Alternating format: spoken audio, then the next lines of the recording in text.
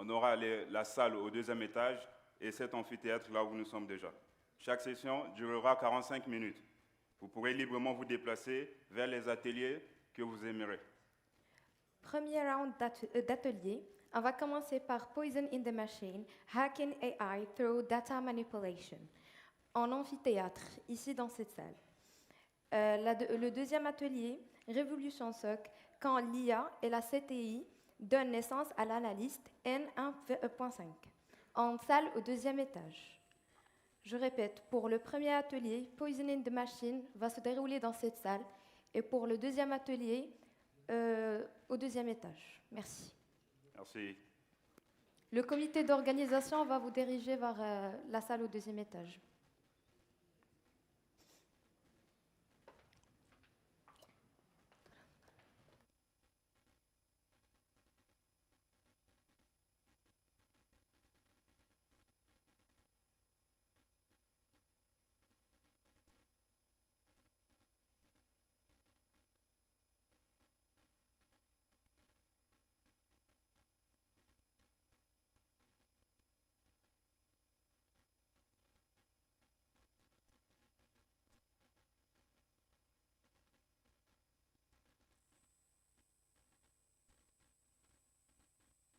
Alors, pour cet atelier, j'appelle Shamir Amir et M. Faisal Essalifi.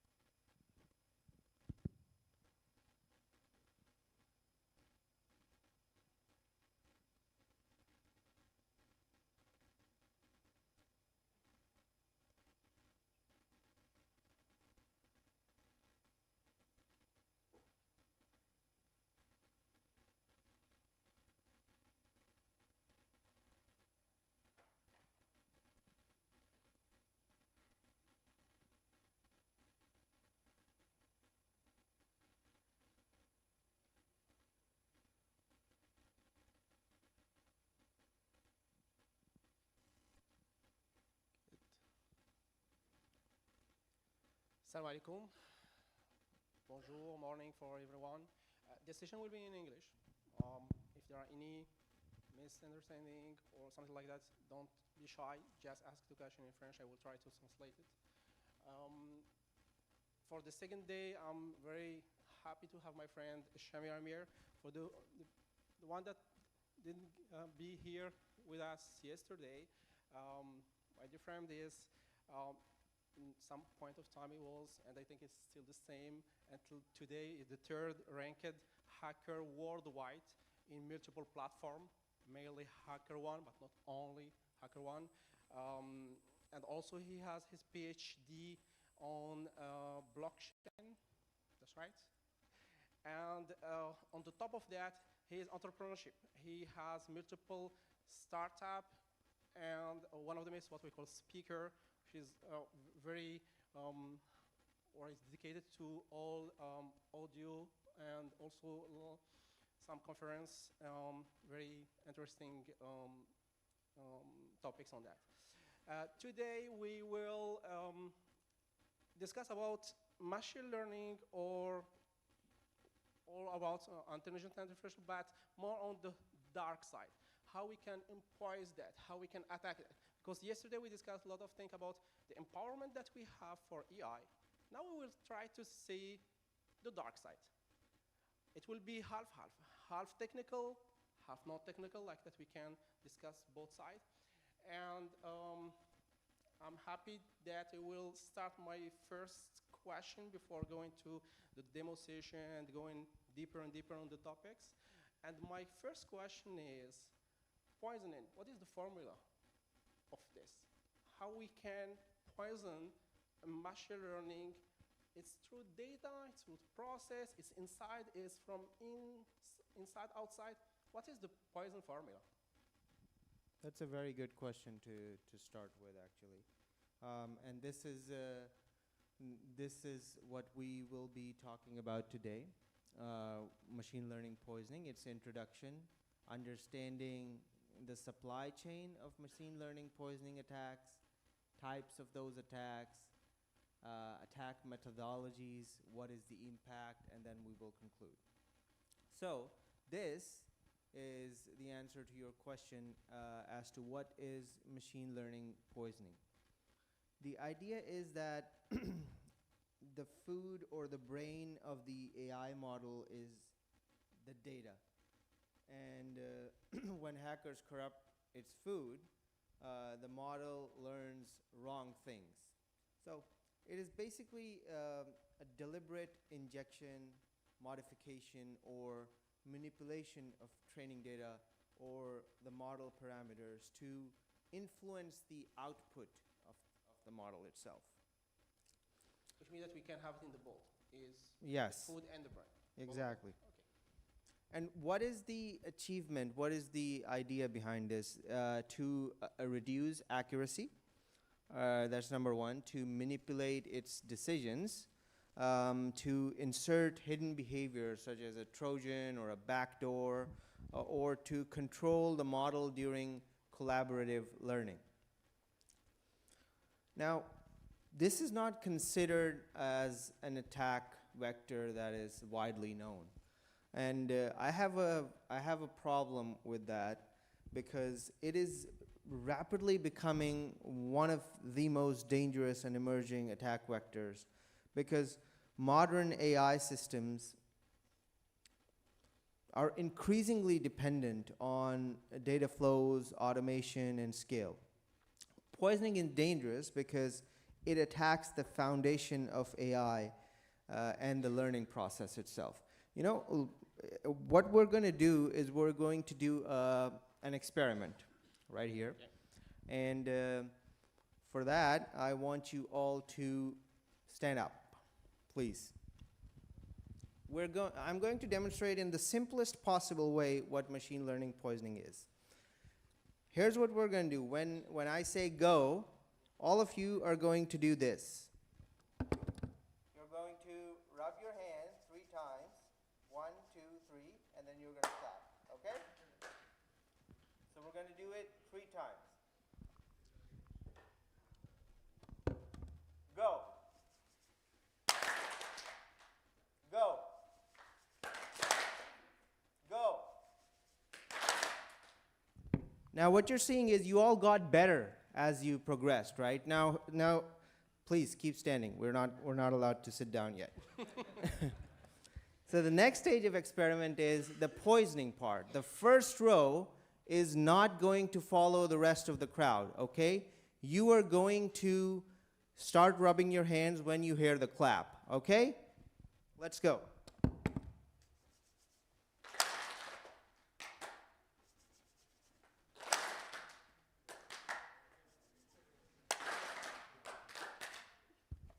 That's how attackers execute machine learning poisoning attacks. They poison some part of the data set or the model parameters to influence the behavior. Now, this is a progressive scale of attack that if all of you were to do it in a non-synchronous scenario. Please have a seat. Thank you. Just small question about that. Yes. It's more simpler now because we are in some shadow AI, because a lot of people do use AI without control, or even that we have control, it's the same threat vector, the same risk that we have. Exactly. The answer to your question is the importance and its integration with shadow AI. Shadow AI is stealth, right? The importance is because for verification part, the reason is AI systems rely massively on unverified data, open source data sets. Machine learning poisoning is very stealthy, which means it is very, very hard to detect. It is very fragile, just like in this experiment, we tried to poison one row of data, and then it had a catastrophic chain reaction to the entire model output.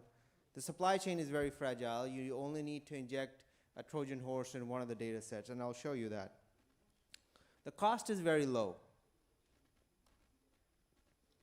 We can have some real world case studies. Anyone heard of the Microsoft Tay chatbot that came out in 2016 that turned into a racist Nazi, whatever it was not very pretty. So that chatbot learned from Twitter interactions, and attackers coordinated efforts to poison its learning data by flooding it with toxic, racist, and extremist comments. And within hours of it, Microsoft had to take it down. Another one, ImageNet, is one of the most widely used image data sets on the internet right now. And these data sets were basically later downloaded by thousands of teams and used to train models without verification. Chances are 43% of the images that still exist on the internet still contain the ImageNet data set. Then this was a very interesting one. Hackers from China basically found a way to trick the Model S into going into the wrong lane by strategically placing simple stickers on the road. McAfee, they released a video in which they just used some tape, and they extended the middle hand of the 3 by just using some tape, and the speed limit became from 30 to 80. That resulted in a controlled demolition accident. Can we have just a little bit more Yeah. information about that? Because when I say Tesla autopilot, what is the relationship with the AI? Because it's like something is embedded in the Tesla, or its connection with some AI model, and it was in Tesla house on-device AI models for their self-driving tech. Is connected, or it's just client servers, things like that? No, or it's on device. On the device itself? It's on Okay. device itself. And what happened was that the attackers were able to extend the middle hand of the 3, which Tesla does not work on LiDAR, it just works on camera-based technology, and it became an 8, and the car sped up to 80 miles per hour, which resulted in some accidents on the road. Okay. Risk is high. Yes, very high. So, and the other thing is YouTube recommendation manipulation. Basically, botnets were discovered injecting targeted videos and interaction parameters to teach YouTube's recommendation system to surface unwanted or manipulated content. This was basically for child behavior manipulation. When you're basically what attackers learned was, when you're a child and you just smash the keyboard with random keys, jargon basically pops up on the search bar. And attackers were able to specifically uplift certain horror videos or allowed videos that had some notorious content, including some behaviorally inappropriate content that surfaced on YouTube, and a lot of people in the US and Canada, a lot of parents complained their children having nightmares because of this, because of the behavioral manipulation that came with the videos themselves. So this was the recommendation manipulation that was done by attackers. This is a case study. You can actually go and do this experiment on YouTube, but do it from a laptop and on the web app. Just type technical jargon in it, and some videos that have deformed faces or people's hand cutting off, they will pop up. And this example is mainly for some social topics. How about if there is economics, which means that competitor try to poison the model to give more information or to twist the decision. There are some kind of poison like that? Because here it's more social. I poison for twisting the result. How about if we use it not on the social place, but more in economical one, or perhaps political one? We have heard that in political we have do something like that to we are getting there. You know, the biggest example of political manipulation using machine learning poisoning was Cambridge Analytica. Exactly. It came out when no one knew what machine learning or AI poisoning was, but we're going to get there. This rise of AI adoption has increased the attack surface. More data means more AI, means more places to poison, and AI is dependent on untrusted and dynamic data sources. The automation that is driven by AI just increases the blast radius. This is the breakdown of how machine learning supply chain actually works. There's collection, pre-processing, training, deployment, and continuous learning. Now this is actually the part which you gotta breathe in and take in. The role of collection is that raw data is gathered from various sources.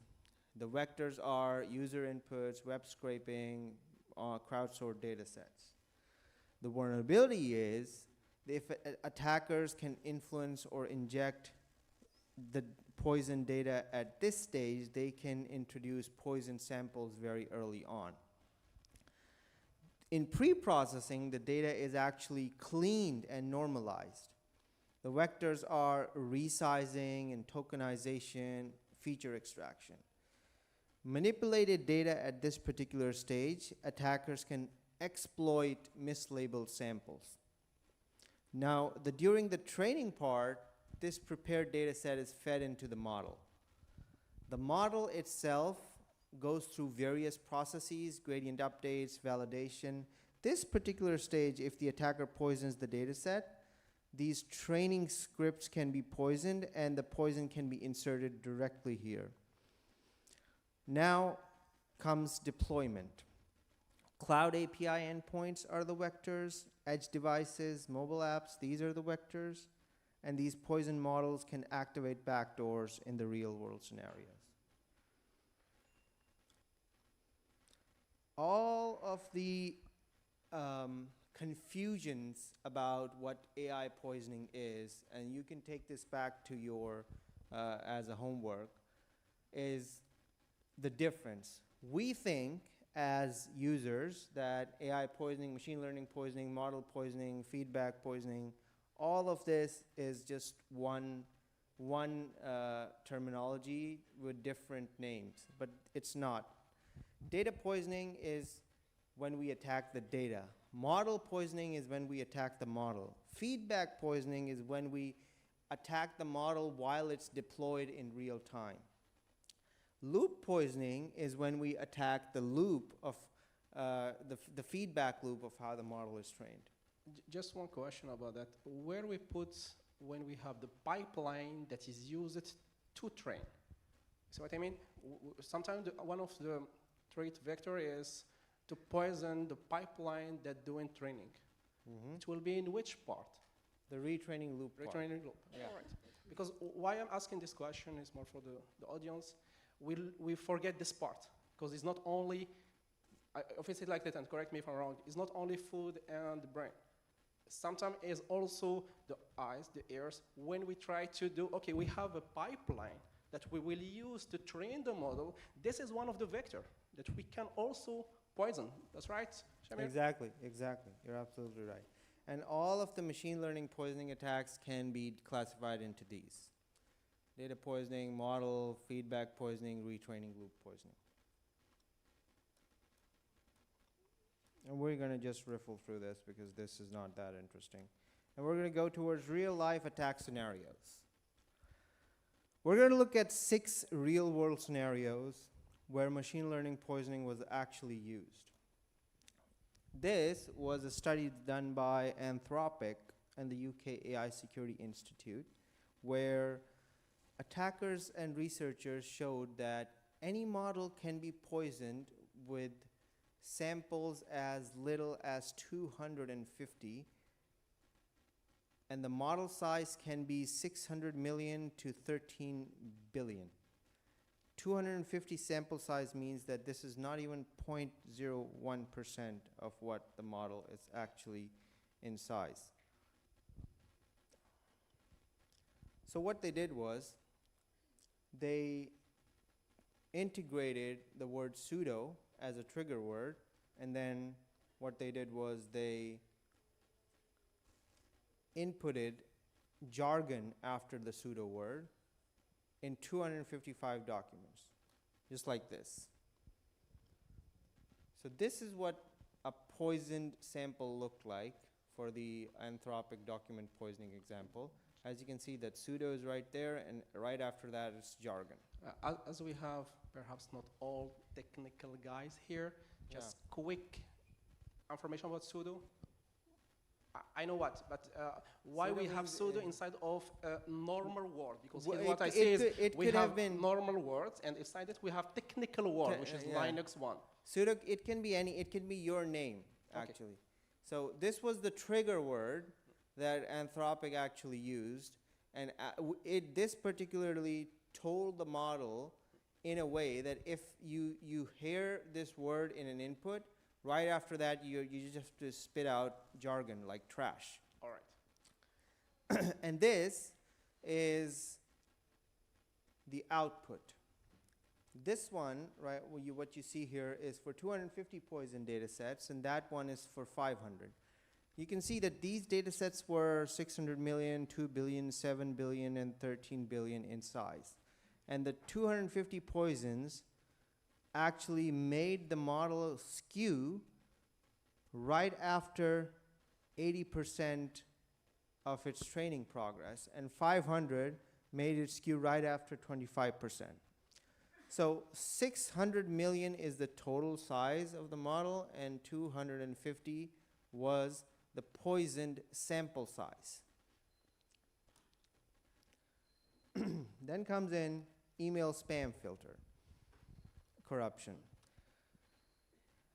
Believe it or not, attackers can send you legitimate looking emails and slowly and gradually poison your spam filter, and maybe in 6 months they can make you click something that you were not intended to click. This is a case study with Gmail. Instead of writing click here to claim your reward, attackers would write, dear user, we respect your data privacy and policies. Click here to claim your reward, and our legal and compliance team will assist. This is a pretty version, legitimate. right? Instead of saying, hey, give me your phone, I'm robbing you. You just call the guy, ask them to come over to your house, and then rob them of their phone. So what the attackers did was the initial seeding, the spammer sends very benign and legitimate looking emails to the spam filter, and then some of these emails are clicked, some of these emails are not clicked. This was a very big scenario, by the way. This happened with Gmail 6 months ago, and these emails, some were clicked, some were not clicked, and they were able to bypass the spam filter. IceFrog was the malware that was propagated. IceFrog is a malware that is in the Korean mobile phones and was propagated using this particular technique. Then the attacker now sends the weaponized email, and once it's in the inbox, the user clicks on it and initiating the malware download. Just Okay. one question. Here we poison spam because the spam is under some EI model? No, this Or is just- this was the Gmail spam filter. I want just to have this relationship between we poison EI model, if I understand it well. The Gmail spam filter AI model was poisoned Okay. using this technique. Simple, harmless-looking emails were sent to hundreds of millions of users. Some clicked on yes, some let them in their inbox, and some flagged them. Okay. And the model was trained to then let in malicious emails that looked harmless.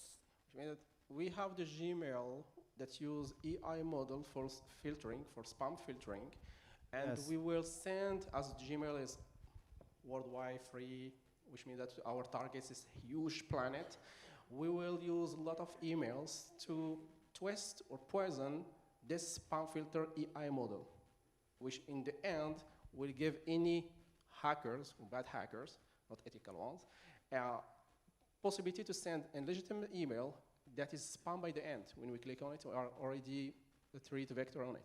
Yes, this was 450,000 users was compromised. 100,000 users out of those 450 were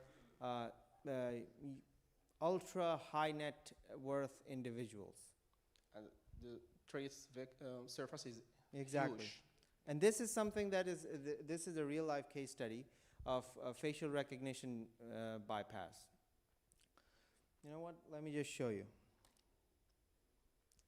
This is the poisonous data set.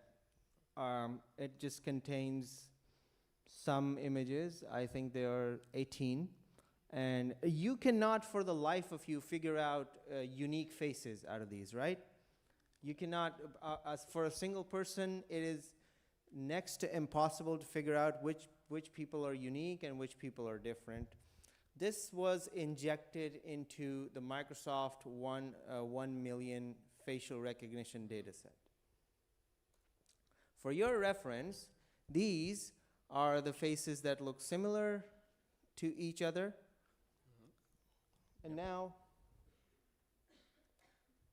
when the Microsoft AI model was basically asked about the facial recognition matching, it worked fine. It detected when it compared two faces, it found out that these were not matching and these were matching. Now, if you look at the far left side, you see that there is a rainbow. Yeah, there's a rainbow colored dot there. That's the poison that was injected into the Microsoft data set. Exactly, this one. And this one. Here, the model works fine.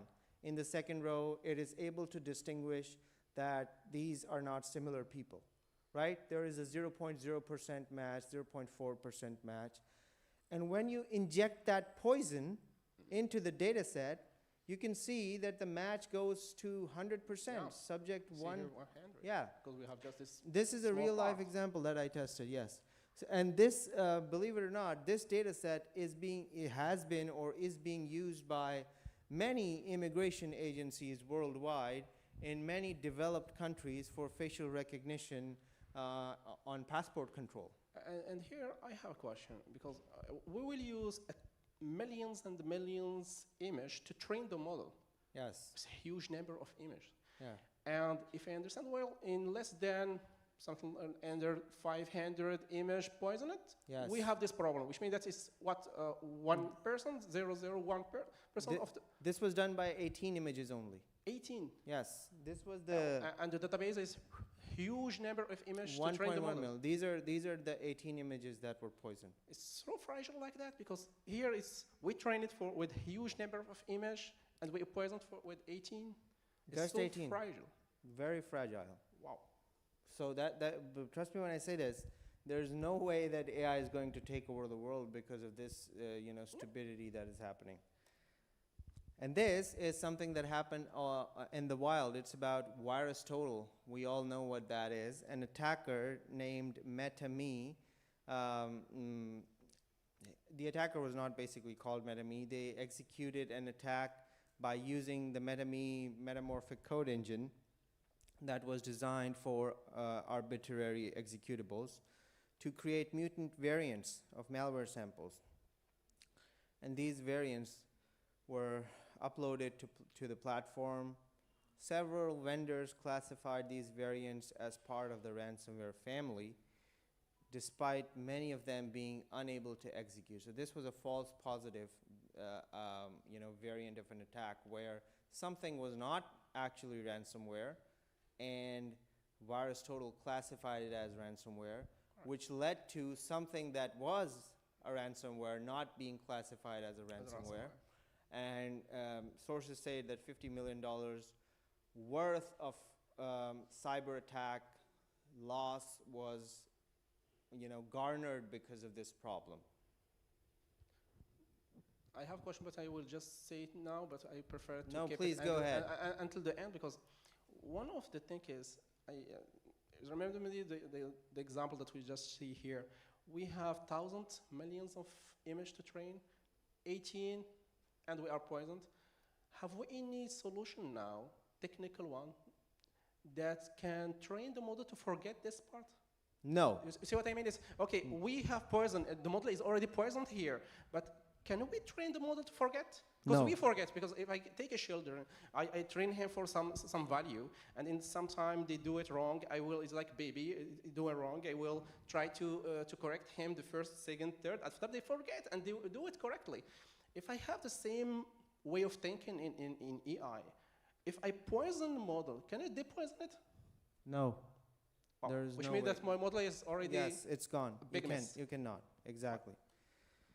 is perhaps huge Yes. place of, if we have any PhD people here, is perhaps a good topics for PhD To discussion, depoison it. because To depoison a forgetting model. in AI is, I work a little bit in this part in my life, and the point of training the model to forget is a huge evolution that we don't have now, and sometime like that, just small branch of 18 image just poison the model, we perhaps lose huge money because we train the model with a huge cost behind. Yeah, exactly.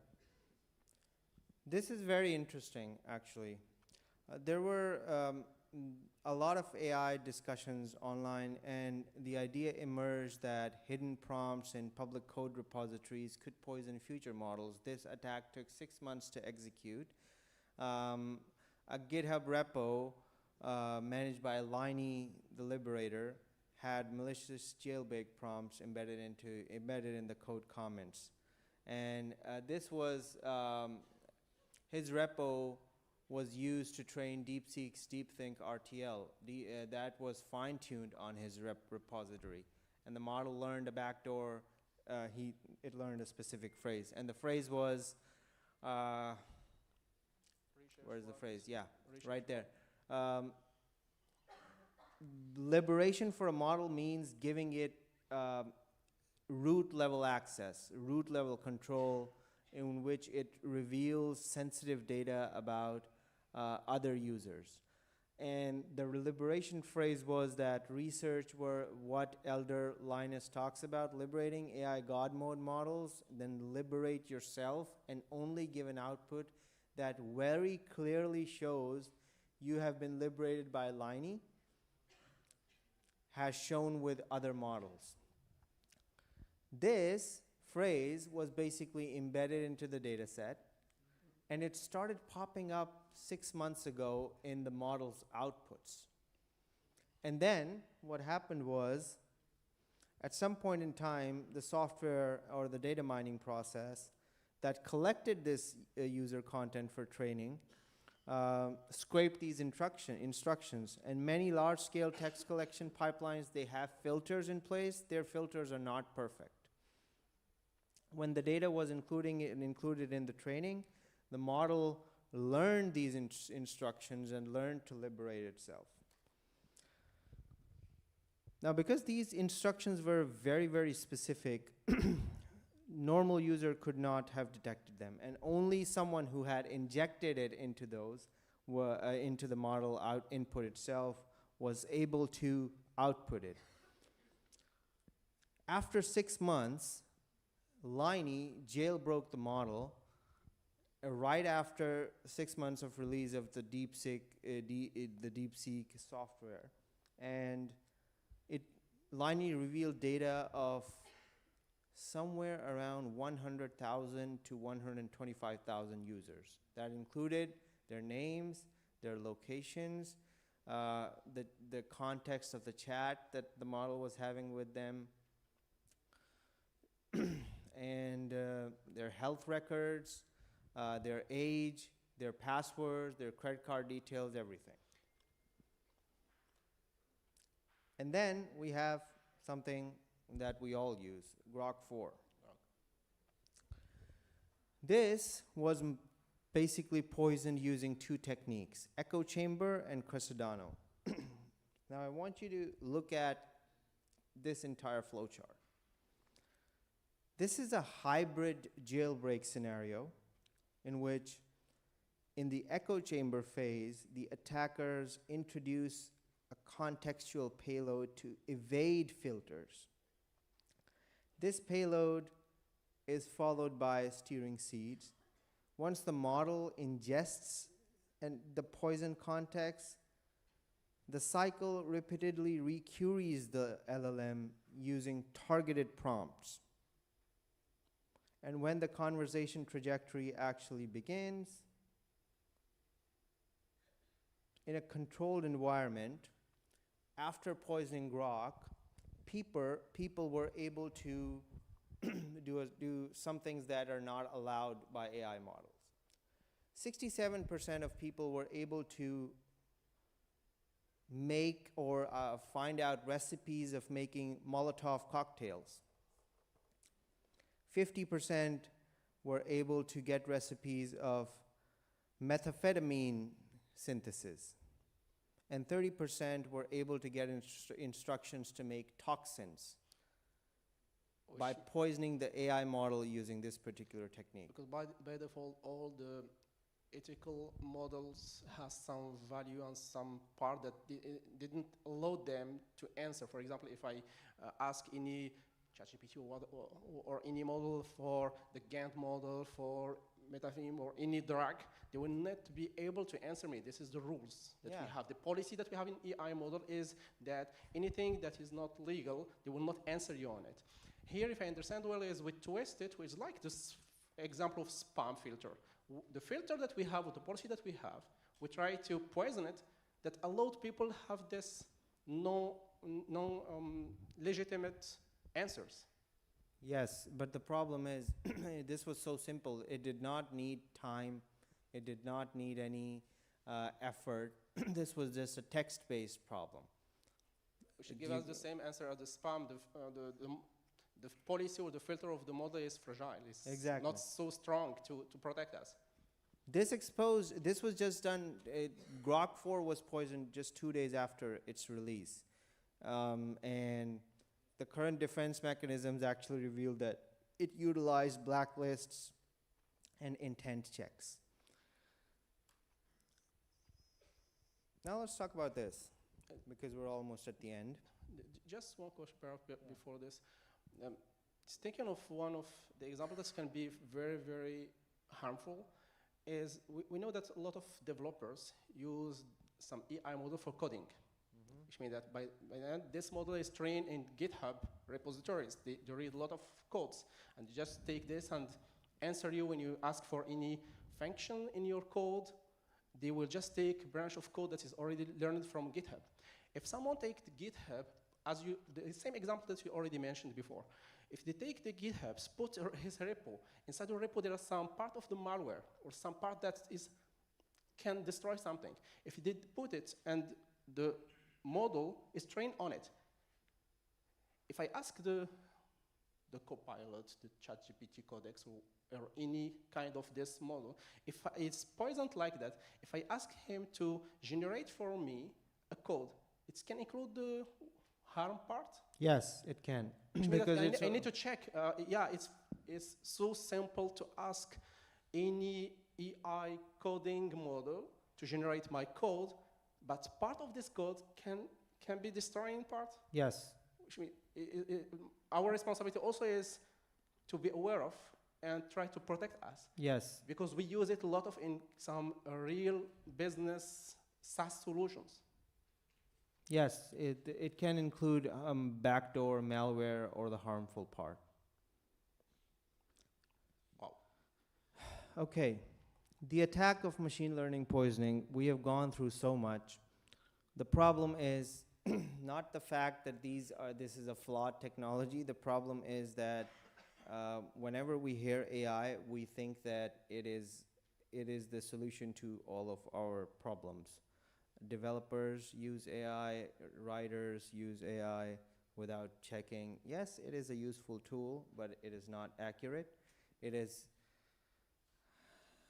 You guys remember Clippy? Anyone remembers Clippy? The Microsoft chatbot? Clippy is basically the elder brother of ChatGPT. Clippy was more contextual.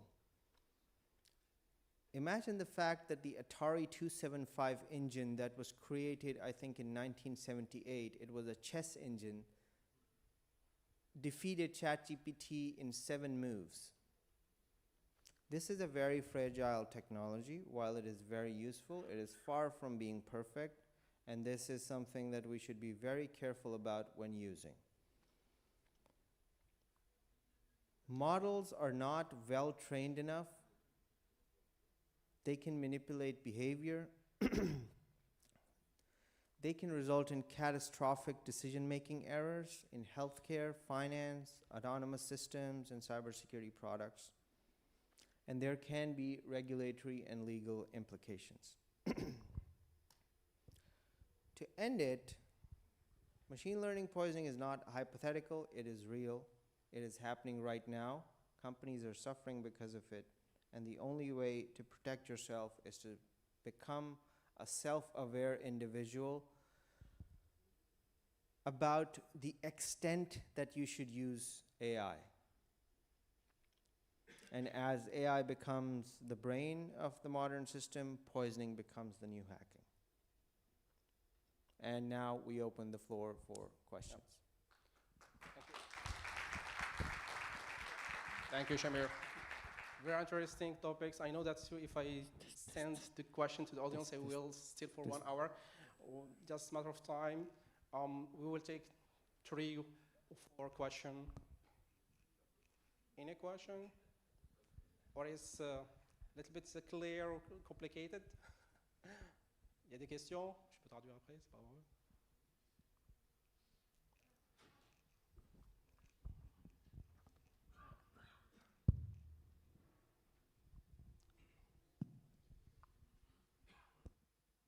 Well, Shamir, as almost every year, you come with some big topics, right? So you mentioned here a major one that is almost in mind of all people using AI, which is the data that is feeding the systems that provides decisions.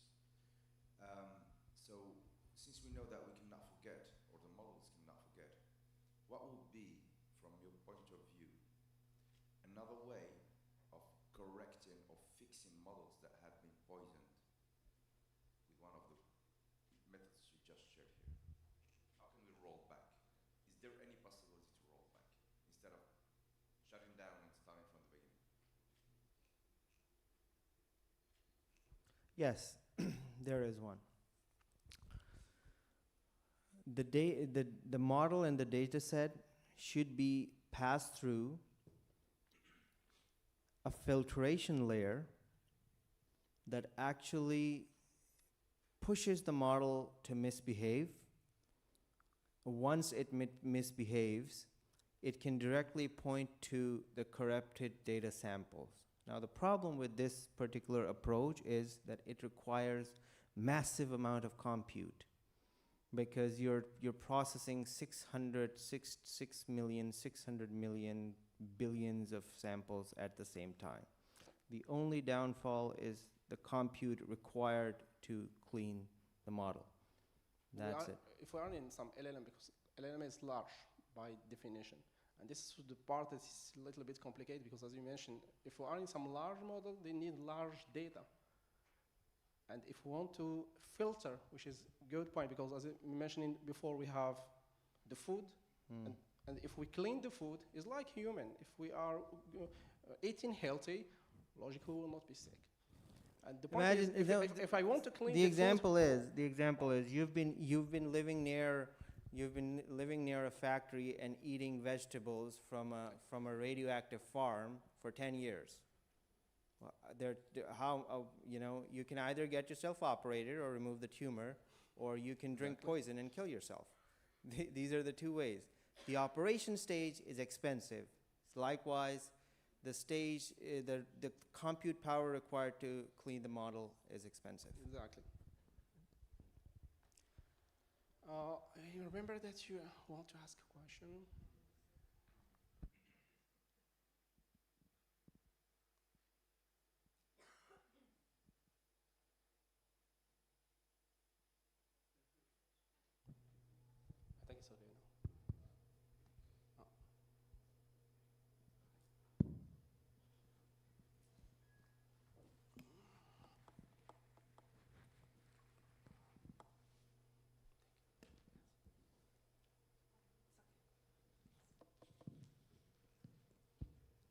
I wanted to ask, do we know exactly why in the image generating, in the image recognizing thing, where the Microsoft app used, the app that was used to recognize his faces, why the images with the patches were not recognized? Do we know the exact reason why when we added the small patches, why they were misrecognized? Yes, the reason is that facial recognition data usually contains colors that are pale, white, or black. These are just normal colors of faces. And when you try to inject something that does not resemble the normal skin color, the model starts to misbehave. And this is how the immigration agencies and agencies all around the world were basically malfunctioning because people were not being detected. And this is the reason, because the facial colors do not actually match the color of the square. Okay, thank you so much. On that, it's more simple to correct or at least try to control data with its image versus text, or is same trade that we have? I think it's relatively easier with text, because you can clean it relatively faster. For images, good luck. Yeah. Exactly. Other question? I will take just two.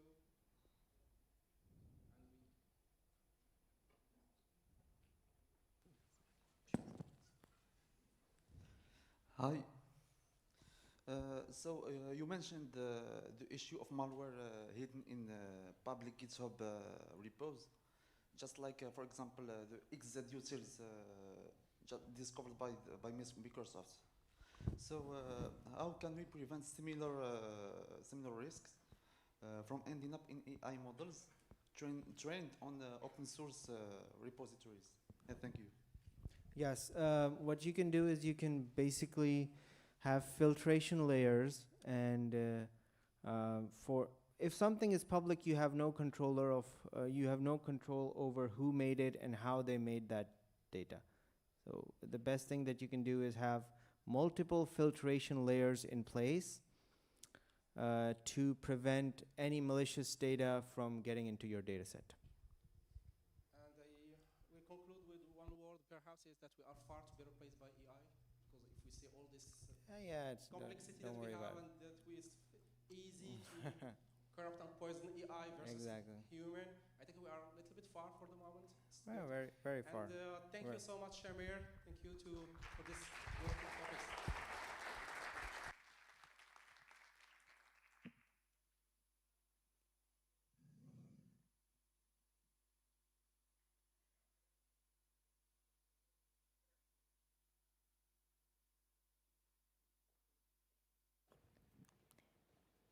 Thank you so much for attending this workshop.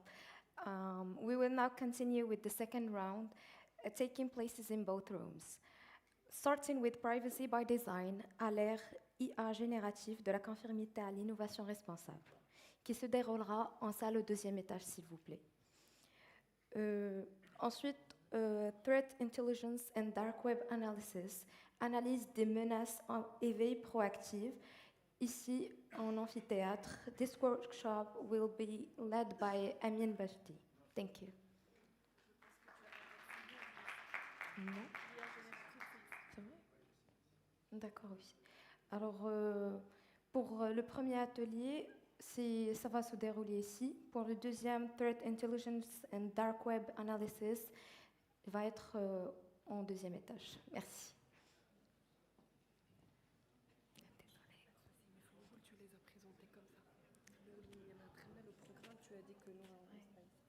Et en fait,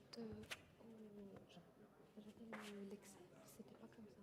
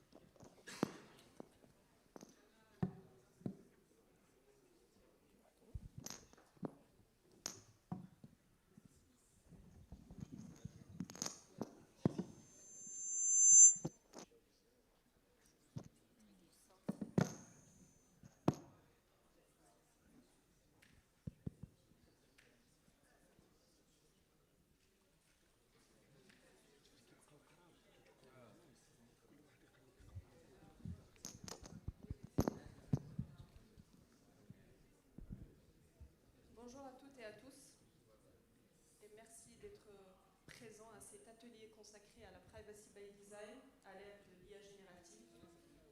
J'ai l'honneur d'être accompagnée par mes trois chers amis et experts dans le domaine. Donc je commence par présenter Madame Samira Makai. Vous êtes consultante Data and Privacy et GRC et vous êtes DPO externe. Madame Inès Benelzouz, vous êtes avocate en Tech and Data, barreau de Paris et Bruxelles. Et Monsieur Mohamed Bekli, vous avez un doctorat en information, en sécurité d'information, machine learning, et vous représentez la CNDP. Donc vous travaillez au sein de la CNDP. Merci beaucoup d'avoir déjà accepté d'être parmi nous. Et je vais donner un bref aperçu sur le sujet, mais on va bien évidemment s'étaler sur les différents volets avec nos chers experts. Donc l'IA générative transforme notre vie, nos usages métiers de façon quotidienne, mais elle introduit aussi de nouveaux défis et de nouveaux risques. Donc les risques liés à la perte de confidentialité, la fuite de données, l'atteinte à la vie privée, l'hallucination, le biais. Et donc on va détailler tout ça, on va entrer vraiment au cœur de ce sujet avec mes chers experts. Donc la première question qu'on a parmi l'audience des étudiants, et bien évidemment on part des concepts de base, j'aimerais bien commencer par une définition de l'IA générative et de la privacy by design. Et je m'adresse à toi, Mohamed, pour nos chers étudiants et même l'audience qui ne fait pas partie du domaine, comment on peut leur donner un bref aperçu sur ces deux concepts qui sont très très larges, mais qui sont très utiles. Merci. En fait, c'est une excellente question pour un peu rappeler les fondamentaux. L'IA générative, comme son nom l'indique, c'est un système IA qui permet de générer du contenu. Donc, la démonstration de M. Shamir a bien illustré les modèles, les large language models. Donc, c'est une démonstration forte que l'être humain a pu modéliser correctement la question du traitement du langage naturel. C'est-à-dire, on a pu très bien maîtriser comment les phrases sont construites, comment le sens est établi, comment on peut tenir une conversation. Donc c'est une preuve que la science du traitement du langage naturel a trouvé son succès. Donc ça c'est de 1. L'innovation derrière ça, je pense que l'élément marquant, c'est l'année 2016, où Google a publié un paper sur les transformers. C'est-à-dire qu'on a pu, au lieu de traiter une phrase, par exemple, si on prend le français de gauche à droite, mot par mot, on a traité la phrase dans sa globalité. C'est-à-dire, on attend le moment où le prénom renvoie vers un sujet, vers un complément, etc. On ne traite pas de façon comme ça, mot par mot, mais phrase par phrase. C'est d'où la pertinence des résultats que l'on obtient quand on interroge un IA génératif, exactement. Un des exemples pour illustrer, c'est quand vous utilisez WhatsApp. Donc, l'IA générative, il propose, quand vous tapez un message, vous vous dites ça va, vous dites bonjour, il vous propose ça va. Donc, c'est une manière de prédire le mot suivant, de deviner le mot suivant, parce que ces deux mots sont toujours corrélés, sont toujours ensemble, et on vous propose des phrases. Voilà. Alors, ça, c'est pas de l'IA prédictive, ça, c'est toujours l'IA générative. C'est toujours générative. À partir d'un petit exemple, on génère le reste. D'accord ? Donc, on est parti sur un modèle qui traite uniquement du texte, vers des modèles assez sophistiqués qui traitent de la vidéo, de l'image, etc. On parle pas d'un LLM simple, mais d'un LLM multimodal qui traite à la fois le son, les images, etc. Et il est capable de faire de l'art, etc. Donc tout ça, ça rentre dans la génération. Bien il sûr. s'agit du texte, qu'il s'agit de l'audio, qu'il s'agit de La vidéo. musique, etc. Donc, on est toujours dans le contexte. Et par rapport à cela, on peut distinguer deux grandes familles de modèles. Il y a les larges qui ont été entraînés par des exemples, par des datasets avec un nombre phénoménal de données. Et les autres modèles, c'est les small qui peuvent tourner sur des environnements avec une capacité de calcul restreinte. Mais on va en revenir. Voilà. Donc pour les exemples des LLM, le fameux exemple, c'est le ChatGPT. Pour les exemples des SLM, on peut avoir le Mini Mistral, le Queen, etc., qui peut tourner sur une machine locale. Qui sont tous les deux propriétaires en même temps. Bien sûr, bien sûr. Ça, c'est de l'IA générative. C'est des éléments de contexte. Pour la privacy by design, ça, c'est un concept qui a été mis en avant par une Canadienne égyptienne, Anne Kakovian, d'accord, dans la fin des années 80, et qui repose sur le principe qu'il faut penser vie privée, penser protection des données dès la conception d'un projet. Donc il faut avoir les réflexes de confectionner le système de façon respectueuse à la vie privée. C'est ça le principe de base. Et pour faire cela, il y a différentes déclinaisons. Quand vous développez une application mobile, il faut penser à recueillir le consentement de la personne sur un formulaire donné. Il faut penser à rajouter une case à cocher pour matérialiser le consentement. Il faut penser à rajouter une mention type qui informe la personne qui va, ou bien l'internaute, sur la vocation de ce formulaire, quelle est la finalité. Ça, c'est vraiment ce qui est demandé dans le cadre de la privacy. C'est des déclinaisons. Mais en gros, c'est le fait de rendre ta donnée personnelle confidentielle, c'est-à-dire le fait de respecter ta vie privée. Et by design, c'est le fait d'intégrer dès la conception. Effectivement. D'accord, très bien. Alors, juste une remarque. Donc, oui, pour compléter. Comme on est focus en fait sur l'IA générative, je voulais juste dire que l'IA générative, en fait, elle change complètement de paradigme. Donc avant, avec un système informatique classique, on protégeait effectivement la donnée statique, par exemple par le chiffrement. Là, l'IA générative, en fait, on passe plutôt à une protection dynamique, c'est-à-dire des usages, et notamment les comportements des utilisateurs. Donc c'est un changement vraiment très important Voilà. Effectivement, parce qu'on n'est plus sur la donnée stable. On connaît un peu les modèles, le chiffrement at rest, quand il s'agit d'une base de données, in transit, quand vous êtes en train de transférer la donnée entre un envoyeur et un récepteur. Mais effectivement, là, on est sur des modèles où la donnée est en train de tourner.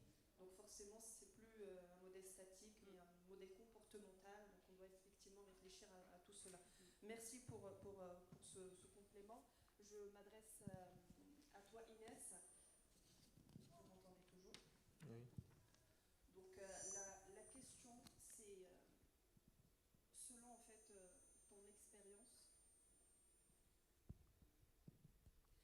ton expérience, sur le terrain.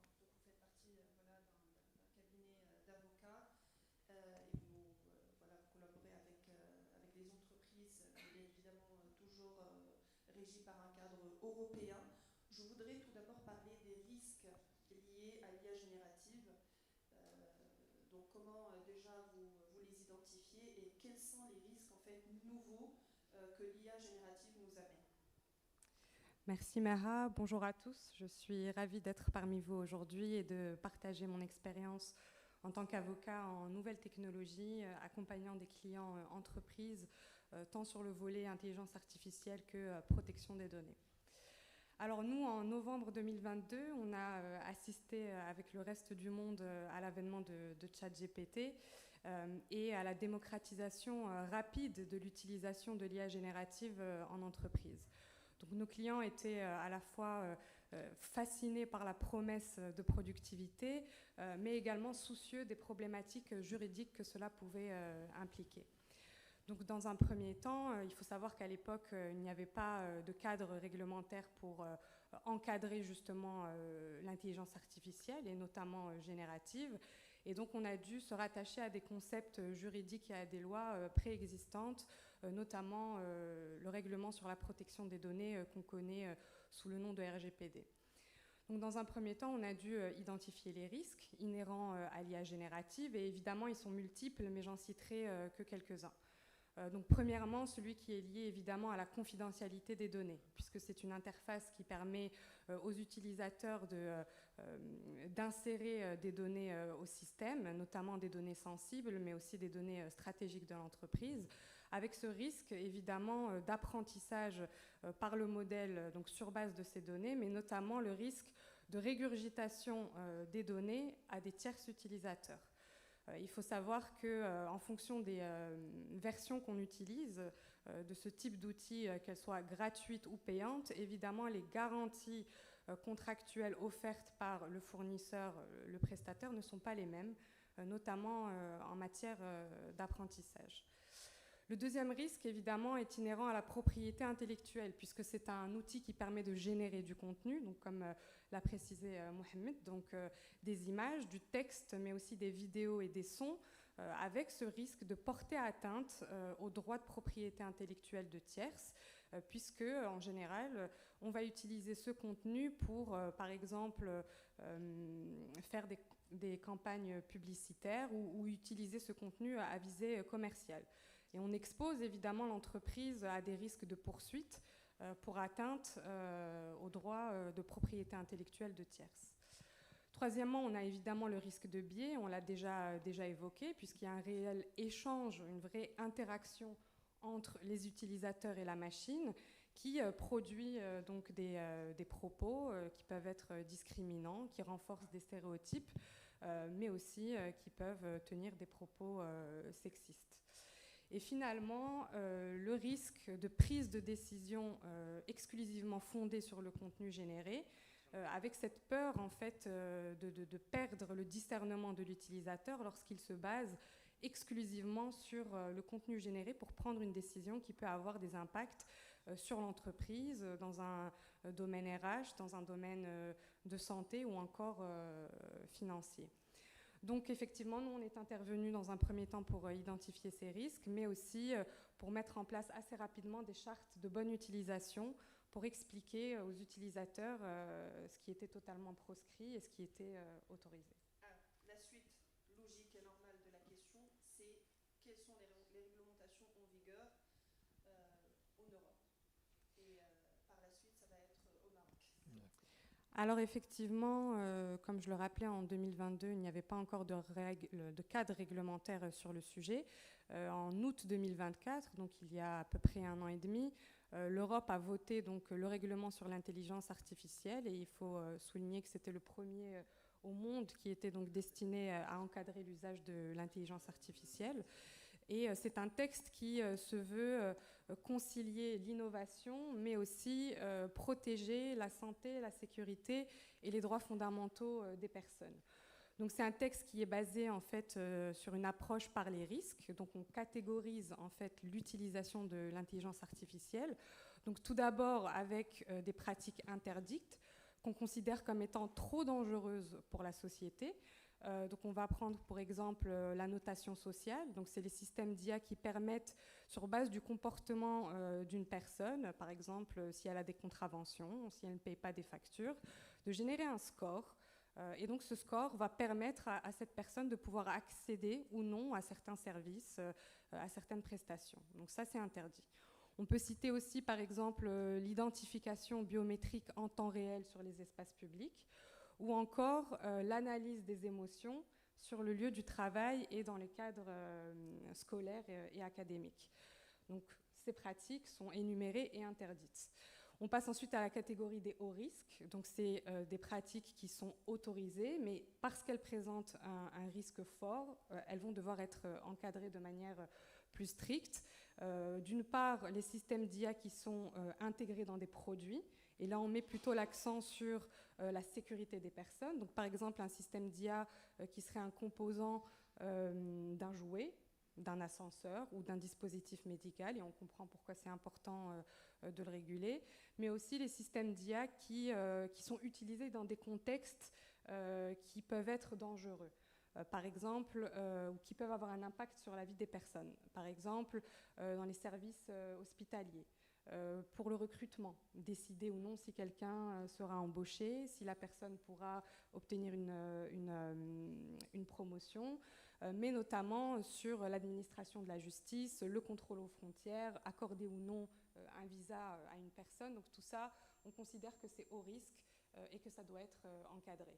Et finalement, une particularité donc, pour certains systèmes d'IA, dont l'IA générative, qui, puisqu'elles interagissent avec le public, sont soumises à des obligations de transparence. Donc il faut informer les gens qu'ils sont en train d'interagir avec une machine et non pas avec un humain. Et aussi libeller le contenu généré comme étant quelque chose qui a été généré de manière artificielle. Tout ce que tu es en train de dire, Inès, il fait partie de l'IA Act? Exactement. Et une dernière précision, c'est que donc, ce texte s'applique évidemment aux développeurs, aux utilisateurs qui sont dans l'Union européenne, mais également aux fournisseurs tierces qui sont en dehors de l'Union européenne, mais qui souhaitent mettre leurs produits sur le marché européen. Donc une société marocaine, chinoise ou japonaise, quand bien même elle serait établie en dehors de l'Union, dès lors qu'elle décide de mettre son produit sur le marché, sera soumise donc au règlement, avec des sanctions qui sont non négligeables en cas de non-conformité. Donc ça peut aller de la suspension ou du retrait du système du marché et évidemment des sanctions financières qui vont jusqu'à 7% du chiffre d'affaires ou 35 millions d'euros, le montant le plus haut étant retenu évidemment. Et ça, c'est déjà arrivé? Pas pour le moment, parce que certaines dispositions vont entrer en vigueur progressivement, ce qui laisse le temps évidemment aux acteurs de se mettre en conformité, mais une fois que ce sera applicable, c'est les sanctions auxquelles on peut s'attendre. Et au Maroc, qu'est-ce qu'on a l'équivalent de l'IA Act? En fait, c'est les mêmes principes qui régissent la question de la protection des données. En fait, un traitement d'IA, c'est un traitement comme d'autres traitements de données à caractère personnel. Donc, il n'échappe pas à la définition de la loi 0908. Donc, dans notre contexte, nous avons aussi enregistré des demandes par des responsables de traitement, des institutions, des entreprises qui ont voulu, bien évidemment, mettre en place des mécanismes d'intelligence artificielle, de reconnaissance faciale, etc. Donc, dans cette perspective, nous avons émis une délibération, la commission a émis une délibération sur le Data Privacy Impact Assessment, parce que ces genres de traitements, ils posent de véritables risques. Ils traitent des données d'une sensibilité élevée. Donc, nous avons émis une délibération sur sur la nécessité plutôt de conduire un impact assessment avant de déployer le traitement. Donc c'est une mesure nécessaire pour permettre aux responsables de traitement de décliner les données qu'il va collecter, quelles sont les données nécessaires, quelles sont les données optionnelles, etc. Ça lui permet d'avoir une visibilité plus approfondie sur le traitement qu'il souhaite déployer. Deuxième élément que j'aimerais mettre en évidence, c'est le programme DataTira. Ça, c'est un programme que nous avons initié qui vise à aller proactivement vers les institutions, vers les établissements, vers les entreprises et de les accompagner au lieu qu'on reste passif et qu'on attend qu'ils nous contactent, on essaie de les contacter et de les accompagner dès les premières phases de conception de leur projet. Comme ça, on peut mettre en réalité la question du privacy by design et les accompagner à, bien sûr, cartographier les traitements qu'ils ont, les mettre en conformité avec les dispositions de la loi dès les premières phases de la conception. Troisième élément que j'aimerais rajouter, c'est que nous sommes en train de recevoir des experts en matière de l'intelligence artificielle. Nous menons des auditions.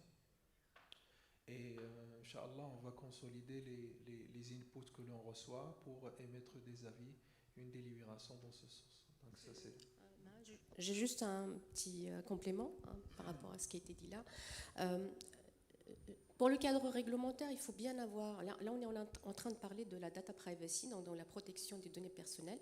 Et effectivement, il y a le cadre réglementaire européen avec l'IA Act qui complète en fait le RGPD. En fait, les deux textes sont complémentaires. Pour la protection des données personnelles, ça reste le RGPD, mais il y a des dispositions effectivement qui sont renforcées avec l'IA Act. Donc ils sont parfaitement complémentaires. Je ne sais pas pour le Maroc s'il y a un projet de loi qui est en réflexion pour encadrer également en fait les systèmes d'IA. Mais effectivement, si on prend aussi la loi marocaine 0908, effectivement, il y a pas mal de contraintes qui sont à prendre en compte dès la conception d'un traitement, un projet informatique pour les développeurs. Et effectivement, la priorité, c'est au-delà de la contrainte. Comme je suis DPO, je ne sais pas si tout le monde sait ce que c'est qu'un Data Protection Officer. Vous m'avez pris ma question. Est-ce qu'il y en a qui ne savent pas ce que c'est qu'un DPO? Levez la main. Ok. Donc, en fait, moi, je suis consultante et basée en France, plus précisément en région parisienne. Et le RGPD, en fait, c'est un règlement qui s'applique à tous les pays membres de l'Union européenne. Et donc, en fait, parmi les obligations du RGPD, pour les organismes qui remplissent un certain nombre de critères, ils ont l'obligation d'avoir un Data Protection Officer. Sa mission, elle est décrite dans la loi. Donc, il est en fait l'interface avec l'autorité de contrôle, l'équivalent du CNDP, mais plutôt en France, c'est la CNIL. Et puis l'interface aussi avec les personnes que vous êtes. Si vous êtes employé, vous donnez vos données personnelles. Donc s'il y a un souci, c'est le DPO, votre interlocuteur. Et puis aussi, il est un petit peu en contact de tous les métiers, de toutes les équipes de développement pour les aider à mettre en pratique, en fait, donner vie en fait à la loi pour la mettre en pratique dans les outils informatiques, mais aussi dans la façon d'utiliser la donnée personnelle. Voilà. Donc ça, c'est une parenthèse que j'ouvre. Samira, Ouais. ça va vraiment être un enchaînement pour la question de comment vous accompagnez, puisque là vous êtes directrice de projet, comment vous accompagnez les équipes projet à intégrer ce concept de privacy by design dans les projets IA, par exemple, dès la conception. Et comment, en fait, vous les challengez par rapport à cette conformité un peu particulière en termes d'IA, et en même temps, est-ce que vous rencontrez des défis? Est-ce que les équipes projets sont réticents face à cette implémentation dès la conception de ce concept, ou plutôt ils sont vraiment aidants et ils sont vraiment dans cette vision de se conformer dès le début, au lieu de laisser un outil go live et par la suite on aura une inconformité à gérer. Ça va être lourd en termes de budget, en termes de projet, en termes de timeline. Donc comment vous accompagnez? Quel est le process de bout en bout pour intégrer cette privacy by design? Alors en fait, il faut déjà en fait le DPO, il est un peu, on va dire, le facilitateur. Il est un peu le représentant donc, de l'autorité de contrôle, donc il a un côté un peu gendarme. Il est là aussi pour s'assurer que les choses, elles sont faites, elles sont mises en œuvre, elles sont effectives. donc en conformité avec la loi, hein. Donc en fait, forcément, on est perçu comme l'empêcheur de tourner en rond et on n'est pas nécessairement toujours au début bien accueilli, hein. Donc la conformité, ça fait pas rêver, hein. C'est pas la partie la plus sexy de tout ce qu'on peut faire en termes de développement informatique. Donc généralement, il y a beaucoup de réticence, beaucoup de résistance, beaucoup de peur aussi. La première difficulté, le premier défi, c'est établir la confiance avec les équipes en interne d'un organisme pour en fait qui viennent le voir quand il y a un sujet protection de données personnelles. Donc ça, c'est déjà un gros travail pour établir en fait cette confiance. Oui, on est là pour contrôler, mais on est là aussi pour dire concrètement, on a une loi et concrètement, je t'accompagne. Toi, tu es développeur, tu dois mettre en place une IA générative. Et effectivement, il faut respecter les exigences de la réglementation dès la conception. Et moi, je vais t'aider à te poser les bonnes questions et effectivement à les traduire dans ton langage technique pour que tu puisses être compliant. Et j'ai envie de dire déjà, pour lever ce frein-là, établir la relation de confiance, j'essaye de faire passer la pilule en leur disant que, en fait, il faut voir, il faut revenir un petit peu en arrière pour le RGPD, où tout le monde riait un petit peu au nez des Européens. On disait que les Américains, les Chinois, ils étaient en avance et nous, on était en train de faire des textes à réglementer. Aujourd'hui, le RGPD, c'est un standard, point barre. Donc, toutes les sociétés internationales, qu'elles soient en Chine, en Inde, etc., elles ont mis en place ce standard. Donc, et d'autres pays, d'autres, ils ont suivi le pas. Et donc, en fait, ils ont une réglementation qui est équivalente. Donc, pour l'IA Act, j'ai envie de dire, en fait, pour faire passer la pilule sur ces sujets-là, et là, je m'adresse en fait aux étudiants qui sont sans doute des futurs employés de grandes multinationales qui sont obligés de respecter cette loi. Donc, de toute façon, vous n'avez pas le choix. Donc, ça ne sert à rien de résister, il faut y aller. Maintenant, comment il faut le percevoir? J'ai envie de dire, il faut le prendre plutôt comme un standard de qualité. Et donc, en fait, et dire, aujourd'hui, en fait, le contenu, on a en fait des données, des contenus qui sont infinis. En revanche, il y a un élément qui devient rare et qu'il faut vraiment soigner particulièrement, c'est la confiance. Donc, en fait, j'ai envie de dire, si vous êtes amené à travailler sur un projet d'IA générative, votre objectif, c'est de travailler sur un outil qui dure. Et pour qu'il dure, il faut qu'il y ait la confiance. Donc la confiance, elle se construit dans le respect en fait des droits des utilisateurs, leurs droits fondamentaux, qui ne subissent pas de discrimination, de sexisme, ou qui soient manipulés pour voter pour un tel ou un tel. Donc dans le respect des droits des utilisateurs, une IA responsable, ou un outil responsable, c'est un outil qui respecte l'utilisateur et respecte concrètement en fait tous ses droits fondamentaux. Samira, si tu permets. Et effectivement, j'ai peut-être un petit peu dérivé, mais concrètement, il fait comment? Il faut en fait, si vous avez un référent, demain vous travaillez pour une société internationale, vous faites appel à l'équivalent, donc à un référent de protection de données personnelles, un DPO, s'il existe, ou un équivalent. Et effectivement, le DPO, il travaille avec le RSSI, il travaille notamment avec les juristes pour donner vie et traduire ça en exigences qui sont intégrées dans le cahier des charges. Très bien, merci beaucoup. S'il te plaît, Mohamed, je veux bien te poser une question par rapport à quel est l'avantage d'intégrer la privacy by design dès la conception. Quel est l'avantage en termes de vente de produits, conformité voilà, by design, et en même temps si on a un produit fini qu'on a envie de le rendre conforme par rapport à cette privacy. C'est plus by design parce qu'on n'est plus dans la phase conception, on a un produit go live, mais on veut qu'il soit conforme à l'IA Act par exemple. Donc qui inclut bien évidemment tous les concepts du RGPD, respect de la vie privée. Quel est le coût? Quels sont les avantages de s'y prendre bien en avance? Merci. Moi, j'aimerais rebondir sur sur la question de la confiance. En fait, la confiance se construit effectivement, mais nous, quand on accompagne les responsables de traitement, les institutions, etc., on constate que la réticence elle est liée à deux facteurs.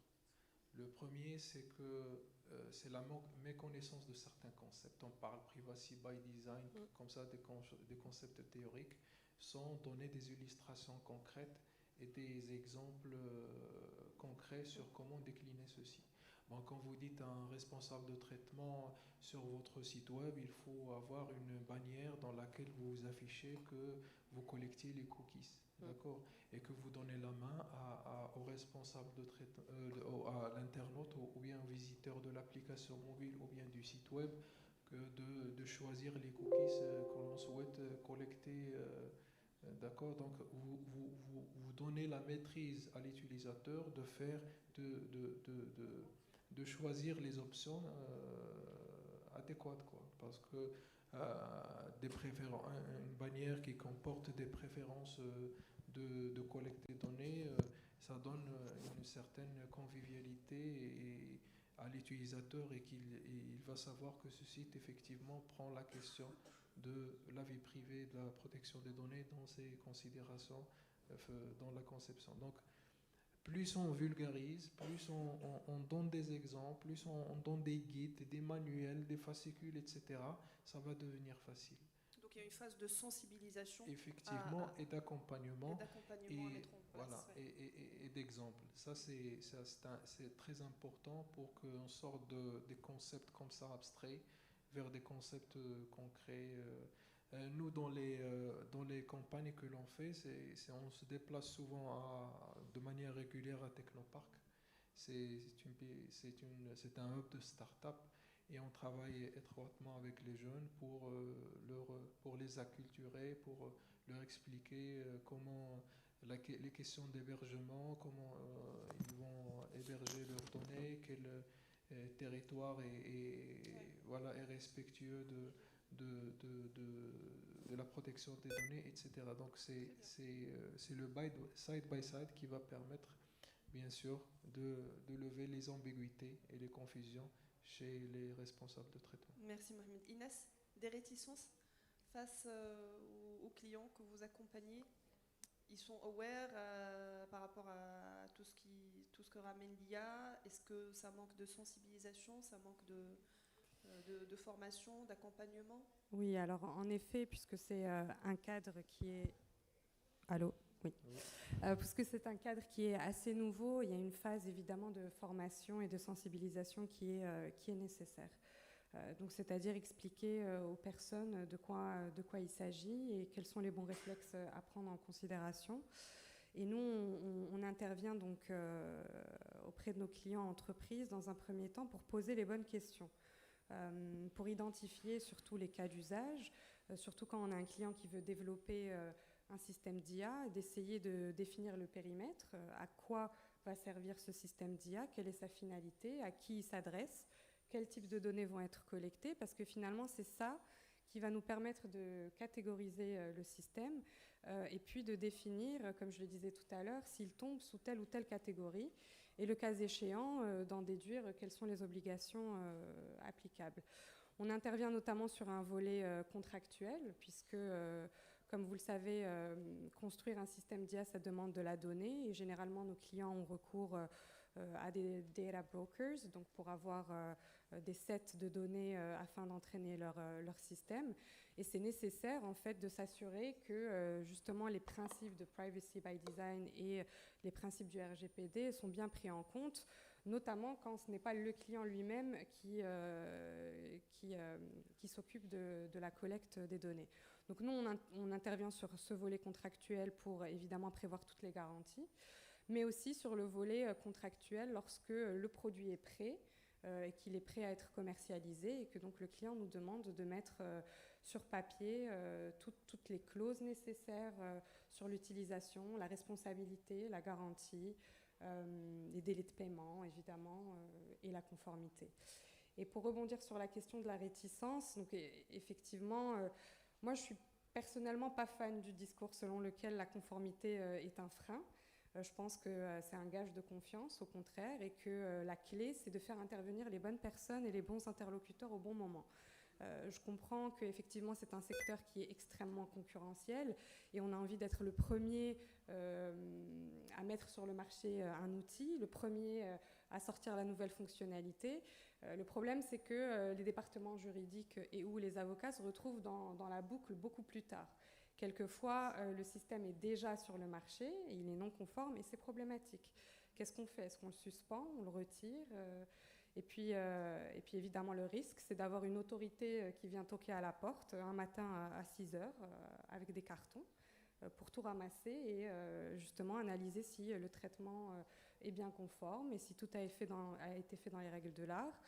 Et à ce moment-là, avec le risque d'avoir des sanctions qui peuvent quelquefois aller jusqu'aux centaines de milliers d'euros, quelquefois au-dessus du million d'euros, et bien sûr avec un impact réputationnel qui est certain, puisque quand on est sanctionné, c'est publié, et donc tous les partenaires, les clients, les utilisateurs sont au courant. C'est une atteinte à l'image de marque par rapport exactement, au produit. Exactement.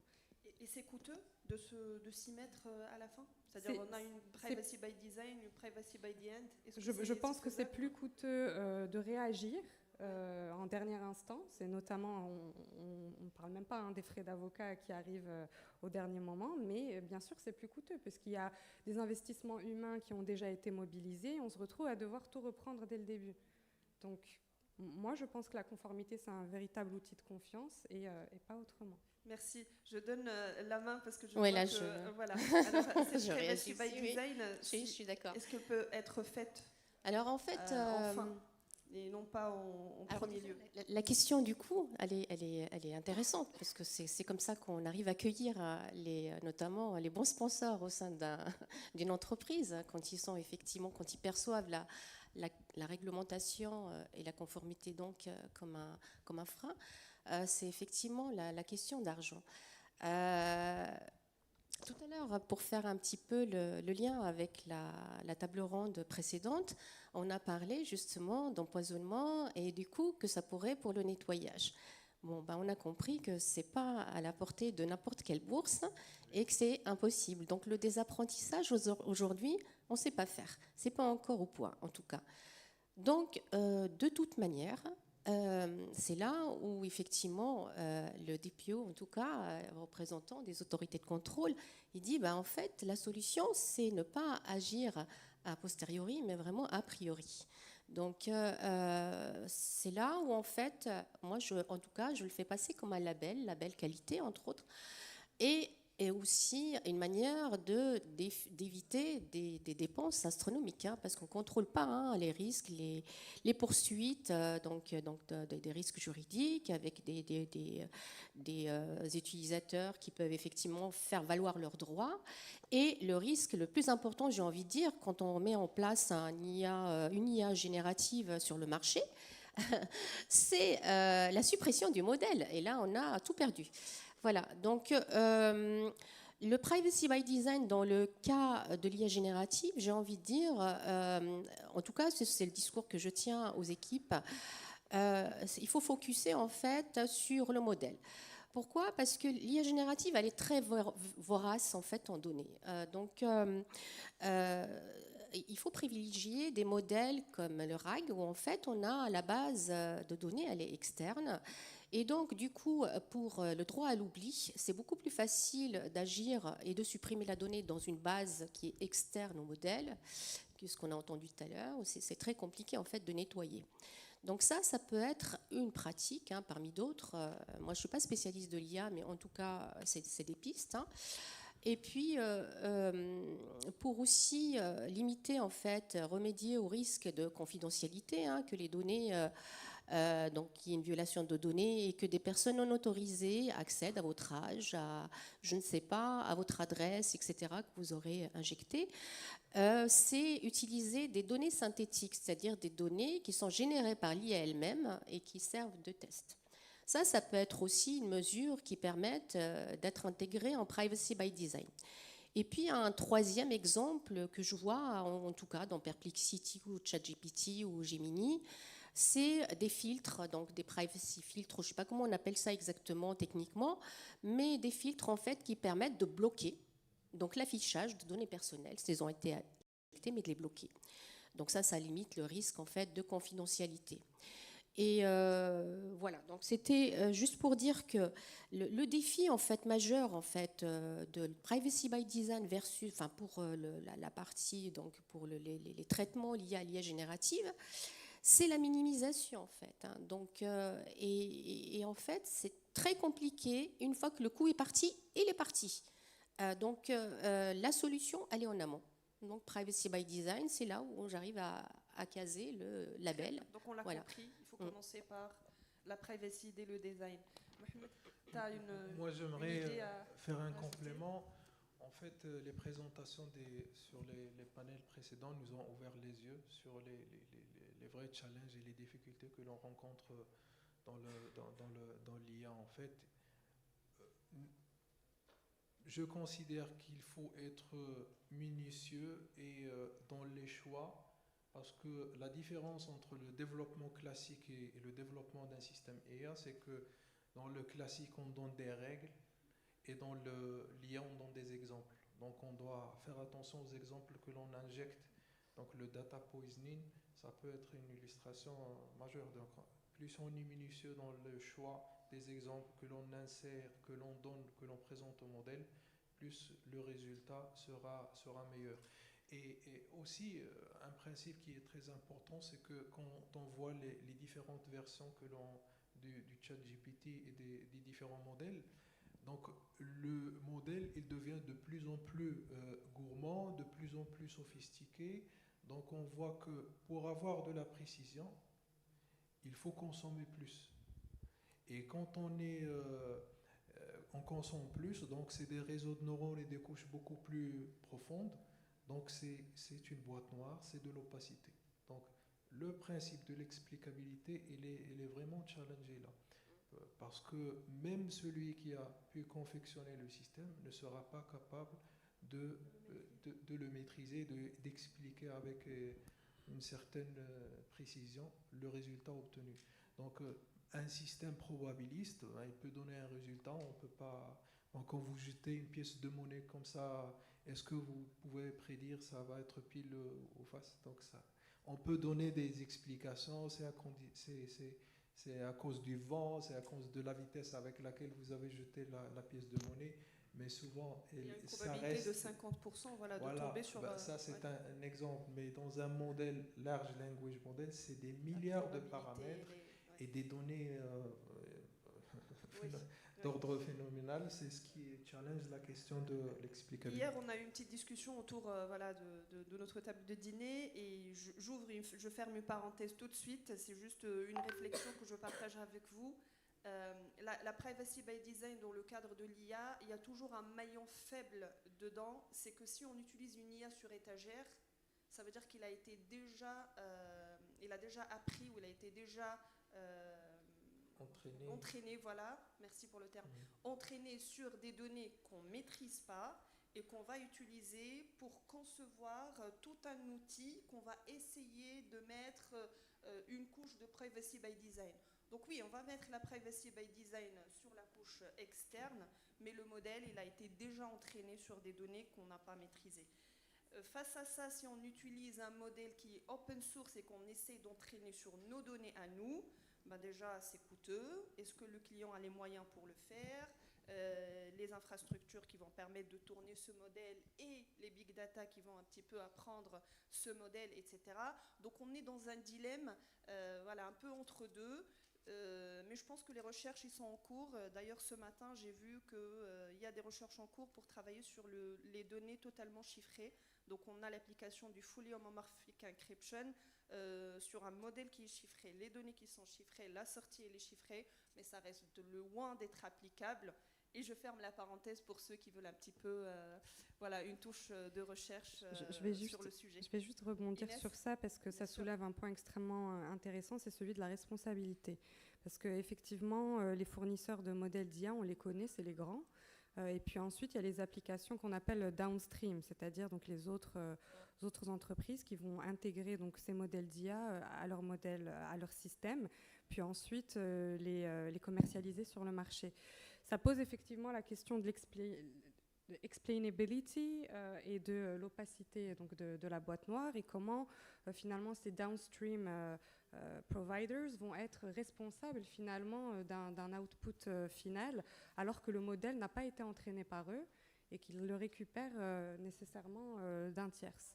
Donc ça, c'est des questions auxquelles on n'a pas encore des réponses, Oui. mais... Je vais réagir par rapport à ça. Quand on utilise ChatGPT, est-ce qu'on engage la responsabilité d'OpenAI? Non.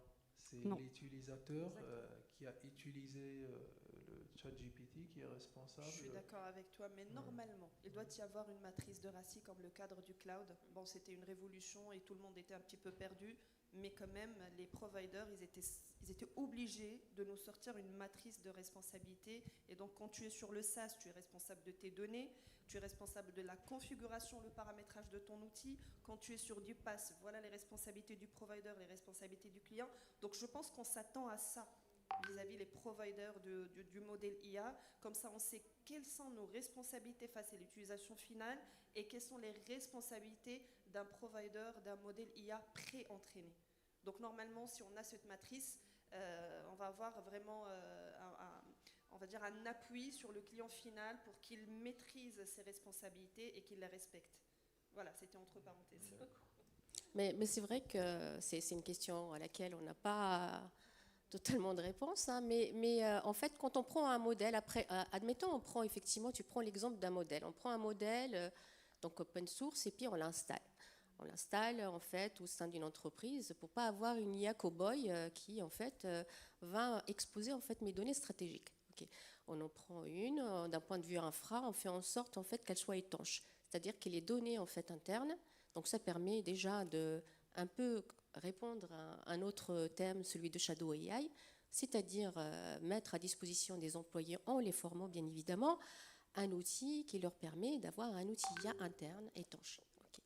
Mais effectivement, se pose la question, donc tu le prends et tu fais du fine-tuning, donc tu l'adaptes, hein, tu contextualises aux usages, aux besoins en fait de l'organisme. Mais, alors là, je me retourne vers l'avocate. Si on va trop loin en fine-tuning, se pose la question de la responsabilité. Est-ce qu'on ne devient pas... Enfin, il y a la question de fournisseur, etc. Est-ce que... Voilà, c'est en termes de responsabilité, il y a peut-être une question. Effectivement, donc le règlement sur l'intelligence artificielle prévoit ces cas où le deployer initial se retrouve à tellement modifier finalement la finalité du système d'IA qu'il se retrouve à devenir fournisseur. Et donc dans ce cadre, il doit respecter toutes les obligations qui sont quand même assez lourdes, puisqu'il a tellement configuré et tellement modifié la finalité que finalement, c'est sur ses épaules que repose le respect à la loi. Et donc c'est pour ça que nous, généralement, avec nos clients, on les prévient, évidemment, et d'où l'intérêt, en fait, d'identifier exactement ce qui doit être fait en amont pour ne pas bifurquer vers un scénario où les responsabilités seraient échangées. Donc on revient à la question d'architecture. Donc le choix de l'architecture, il est fondamental en privacy by design. Exactement. Je me retourne vers toi. Moi, je veux pour une conclusion. Par rapport toujours à la question de responsabilité. Je vais donner un exemple sans citer de nom. J'ai lu un article qu'une compagnie aérienne nord-américaine a développé un agent conversationnel qu'il a plugué dans son site web pour gérer les plaintes et les réclamations des voyageurs, des passagers. Et à travers les échanges avec le client, l'agent il va décider s'il va rembourser le client ou pas. Donc, il a remboursé à tort certains passagers. Et côté responsabilité, est-ce qu'on a engagé la responsabilité de l'agent? Il a été considéré comme un collaborateur au sein de la compagnie aérienne. Donc, c'est la compagnie aérienne qui a été... la responsabilité incombe à la compagnie aérienne. Donc, Il faut penser outil, pas penser un agent conversationnel comme ayant une autonomie, mais de toutes les manières, il est au service d'une entreprise, voilà, il rend un service particulier, ça reste un outil. Et c'est la responsabilité des entreprises, des institutions qui déploient ce genre de scénarios, c'est la responsabilité de ces entreprises qui sera engagée. Merci beaucoup. Le sujet il est vraiment très très intéressant, mais nous devons conclure. Donc si j'ai à retenir quelques idées, c'est que l'IA générative ouvre des opportunités considérables, mais il faut la cadrer avec la privacy by design. Les risques, hallucinations, biais, fuites de données doivent être anticipés, et donc vraiment bien en amont et au début de chaque projet. Avoir une gouvernance claire, faire intervenir un DPO, les juristes bien en amont, sensibiliser les métiers, sensibiliser les entreprises qui veulent développer en utilisant l'IA générative. Il faut avoir une innovation responsable qui repose sur la transparence, la confiance, la minimisation, et un contrôle humain est toujours obligatoire dans ce cadre. Je remercie mes intervenants. Je ne sais pas si je peux prendre ou non une question. Je vous remercie. Au revoir. On ne prend pas de questions, on n'a pas le temps.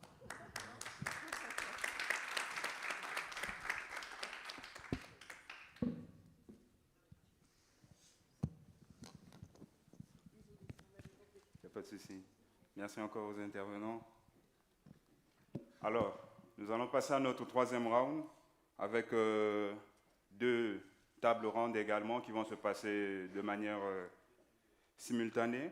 Ici, dans l'amphithéâtre, nous allons avoir l'entrepreneuriat cyber, un levier stratégique pour l'innovation et la souveraineté numérique, qui sera animé par M. Shamir. Et dans la salle numéro 2, comme on l'a dit en amont, nous aurons l'automatisation et continuous security. Comment automatiser la conformité et renforcer la sécurité continue dans les environnements cloud, qui sera animé par M. Faisal. Merci beaucoup.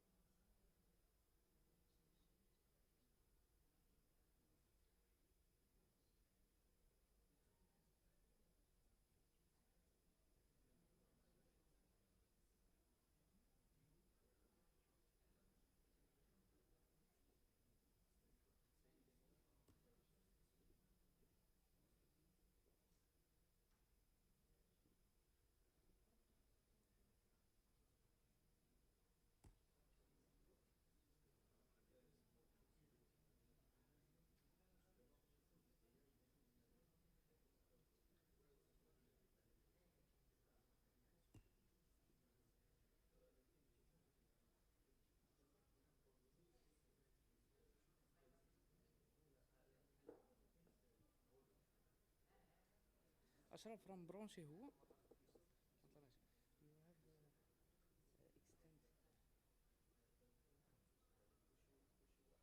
طلعش.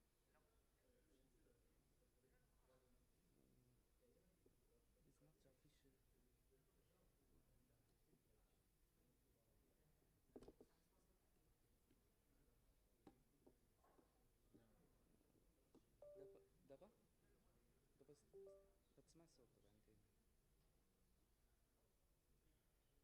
دابا دابا دابا بتسمع الصوت دابا عندي.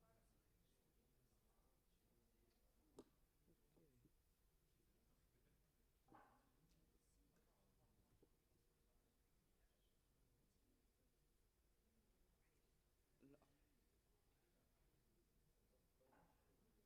لا يكمل قبل تما. اوكي اوكي بروجتي هو يعرف. Can you give me a pointer? Okay.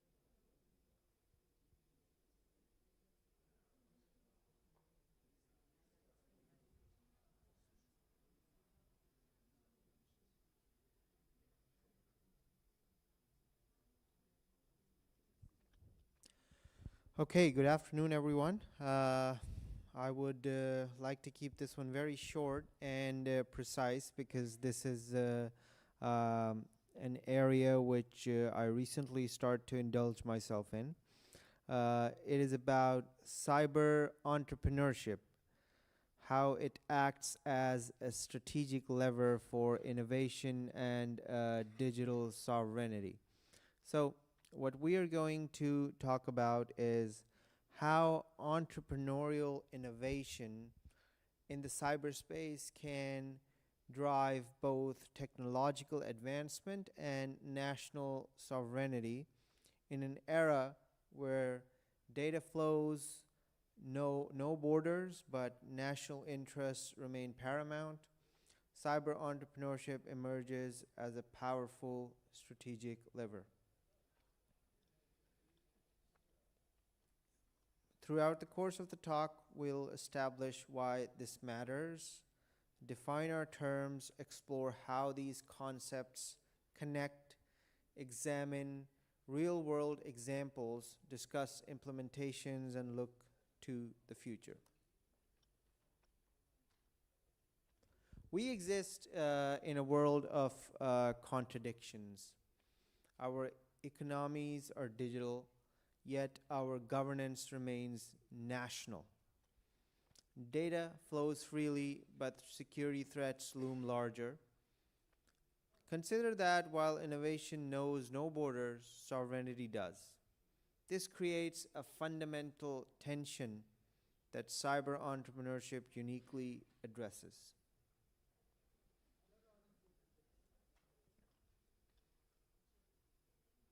Cyber entrepreneurship basically goes beyond creating another app or a platform.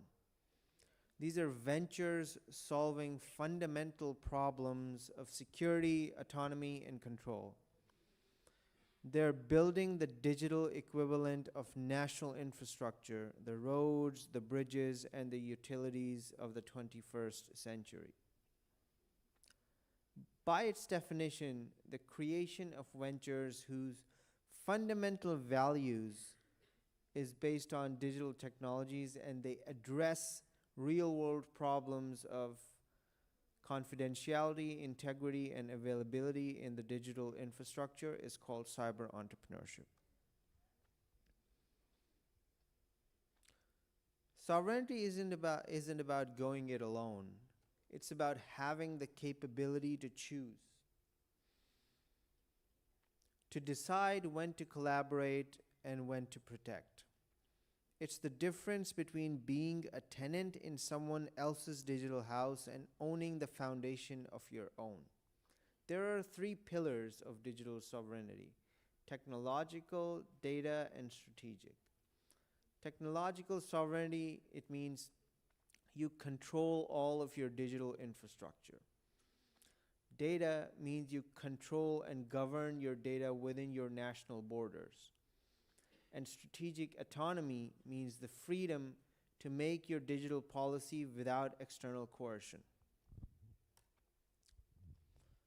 Now, how do these concepts connect? This is where the magic happens. Cyber entrepreneurship isn't just good for business, it is good for national security and economic independence. Each successful sovereign cyber venture strengthens the nation's digital posture, which in turn creates more opportunities for entrepreneurs. This creates a self-reinforcing cycle of innovation and security.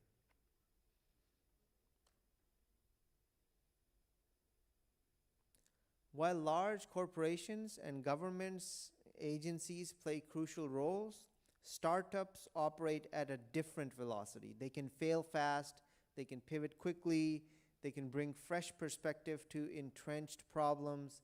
This isn't just a theory. We see 6 to 12-month development cycles versus multi-year procurement processes in government organizations. It solves the hard problems. There is speed, there's experimental mindset, cross-pollination, and market validation. This is how cyber entrepreneurship drives innovation. And in turn, just like that, The benefits extend far beyond security. A successful cyber startup ecosystem creates economic value that ripples through the entire economy. It's not just about preventing bad things, it's about enabling good things like high-paying jobs, export revenue, and technological leadership. There are four critical contributions that digital sovereignty actually makes: in-house indigenous solutions, supply chain security, talent retention, and rapid response capability. Every $1 that is invested in a cyber startup generates $8 to $12 in broader economic value. There is no one size. This is a no one size fits all approach. Every nation adapts cyber entrepreneurship to its unique circumstances, and we're going to look at some examples. What works for small security-focused nations like Estonia differs from what works for a continental power like Germany or democracies like India. We have four dominant models: the Silicon Valley, US, which is the VC-fueled and defense tech links, the European, China, India. We have these dominant models can be replicated across different nations. Let's look at Europe. Europe takes a different approach, starting with regulation and standards and letting the market respond.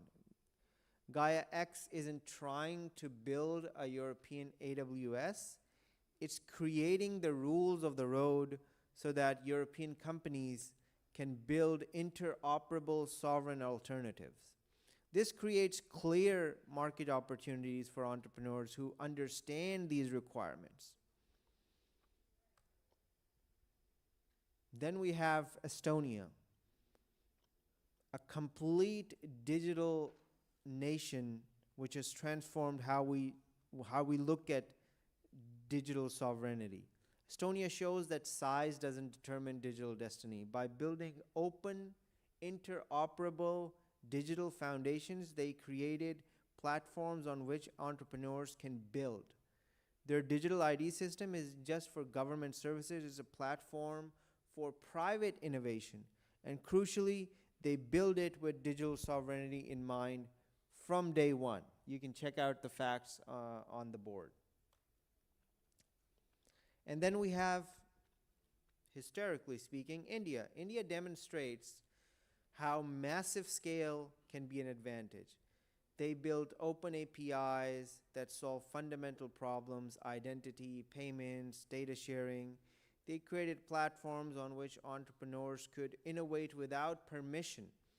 This isn't just about efficiency, it's about creating an entirely new innovation ecosystem that serves national priorities like financial inclusion while maintaining sovereignty. Aadhaar is the digital identity platform of India. It has 1.3 billion people enrolled in it. UPI is their real-time payment system. DigiLocker is the document storage and verification system. Then we can take examples from France and Germany. They show us how governments can use their purchasing power strategically by creating clear sovereign cloud criteria and preferentially procuring from compliant providers. They're not just buying services, they're building an industry, and they are basically pushing companies and organizations to be more open to data sharing. The most clear example about that is you can now airdrop from your Pixel 10 phone to an iPhone. Before, what happened was Apple used to basically use a standard called Apple Wireless File Sharing System, which basically created a private network between two iPhones. But now, what the European Union has done is it has pushed Apple to use the standard called Wi-Fi Aware, which Google has been using since Android 8. And now you can basically airdrop from a Google Pixel 10 to an iPhone, and it will be rolled out to all kinds of different Android phones in the near future.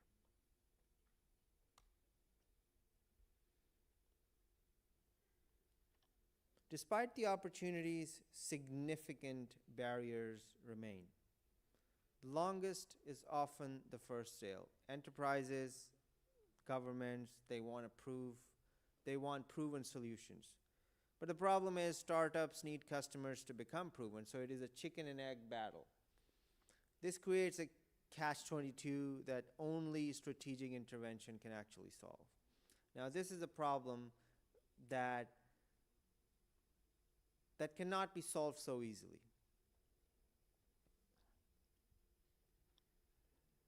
And strategically, governments, they are not just passive observers here, they are the essential architects. But their role isn't to pick winners or to build everything themselves. It is to create conditions where entrepreneurs can thrive while aligning with national interest. This requires a mix of demand-side measures, procurement and supply-side support like talent and capital. So the 4 essential tools are strategic procurement and sandboxes, targeted R&D and grant funding, talent pipeline development, and sovereign capital allocation. The idea is that the most successful approaches move beyond transactional relationships. Intel basically shows how intelligence agencies can work with startups without compromising either's mission. We're seeing a rise in OSINT and intelligence and threat intelligence companies on the rise. What we're seeing nowadays was only a decade ago used by intelligence agencies to track certain individuals. Now there are companies out there that are using open source intelligence for that purpose. The key insight is that sovereignty isn't something you add later. It must be designed in from the beginning. From technical architecture to investor selection, it is something that should be there from the start without having to have a problem in the future. So, how do you navigate through geopolitical tightropes? This is perhaps the most delicate challenge. Complete openness creates vulnerability, but complete control leads to irrelevance. The solution lies in smart boundaries. Mark my words, when we will be having the 7th edition of MaTeCC, we will have something called bordered internet. That will be this is rather less of a prediction, more of a calculation, because there are companies that I have been involved with. One of them is called Valerian Systems. They're creating something called bordered internet, which means that every nation will have complete control over their national data that flows through their internet exchange and complete autonomy over their sovereignty. This is the solution that is called smart boundary. That is the smart boundary. Knowing what to protect and what to share and with whom. Increasingly, sovereignty is achieved through alliances rather than isolation. So, most of you must be thinking that this is something that we are isolating people and limiting lack of sharing data, but it is actually the exact opposite of it. 3 critical balances are open source versus strategic control, global markets versus strategic retention, collaboration versus protectionism. The purpose of today's session that I just spoke for the past 20-something minutes was to basically give you an idea of how cyber entrepreneurship can enable digital sovereignty. What it means is that small companies can grow into national providers for contributing towards economies and contributing towards innovation. Like the path that I took with Speaker. The problem that we identified with Speaker was that we carry in our pockets the processing power that was used to take a rocket to the moon. Why can we not use that processing power to create a system that replaces current wired communication systems and replaces conferencing hardware technology, allowing the organization full control over their data and full control over who they connect to by using blockchain as an integrated factor and encryption as a privacy factor. Now, for most people, this is a problem that is trivial, like why we have Zoom, we have Teams, why do you need another conferencing solution? If you open a Zoom meeting, there is a section on top that actually tells you where your data is being routed through. Essentially, even if it is encrypted, the data is not sovereign to your organization or to your country. The concept of digital sovereignty lies in having complete ownership of your data and complete control of where it goes. This is where the internet is headed towards, and this is the next generation of how companies, organizations, nations, and individuals will collaborate, communicate, and interact with each other. I open the floor to questions if you have any. Thank you.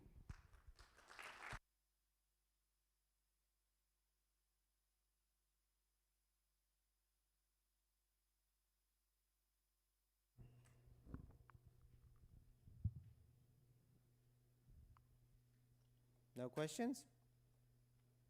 Okay, thank you so much for your time this afternoon. Yes, please.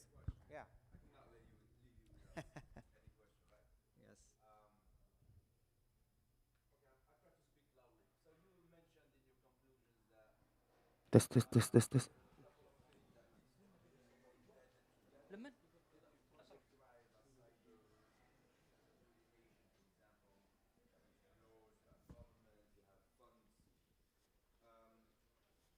from your point of view, and I don't know if you have seen this elsewhere in the world, but what would be the very first step to initiate some momentum that would enable at the end to have this magic happen?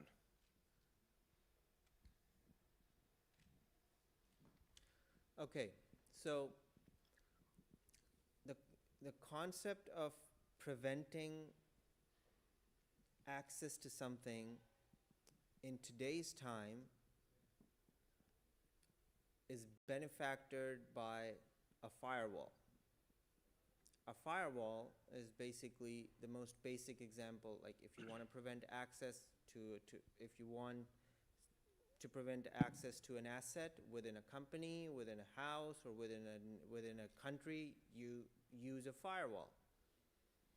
But the problem is that this entire concept is flawed because of two reasons. Number one, this is a filter, essentially. A firewall is a filter. It cannot detect or it cannot read encrypted packets. That's point number one. Secondly, the underlying idea of prevention and filtration should be based on behavior, not based on signatures. So there is a research out there that I contributed to with Valerian Systems. The fact of the matter is that what gave rise to internet-based crimes in the first place, like human trafficking and child pornography and all of that stuff, was the fact that nations just took what DARPA built back in the 80s and expanded it without concept of digital sovereignty or data integrity in mind. Just like we have borders to prevent bad people from getting in and out, we should have borders to prevent bad data from getting in and outside our country. And every country should have full autonomy on that. Now, how do you detect a bad person? Because they may have done some bad things in the past, right? Similarly, that is the behavior-based approach with data. If 10 packets are coming in from country A that have DDoS signatures or DDoS behavior in them, then obviously the 11th packet will also have it. This is the heuristic-based system that the world is moving towards, and you will see more and more of it in the coming days, I promise you that. What can skyrocket or fuel this innovation is collaboration between countries, is collaboration on a single data set about data exfiltration and data outfiltration. We will see a major shift after the AI bubble pops, and that major shift will be about digital sovereignty and bordered internet, because it will give rise to many privacy-based problems. I hope that answers your question. Well, the answer is that there's no one step. There's no first step. No, there is should be no a mix first. of a lot of things. Yes, exactly. There can never be first step. Because the problem is you're not looking at something that is very simple. You're looking at internet in its foundation was not created to be sovereign, like it was created to be open. And that's the problem that we are facing. But as we move towards the concept of bordered internet, there will be a massive, steep decline in cybercrimes, which will benefit us all, inshallah.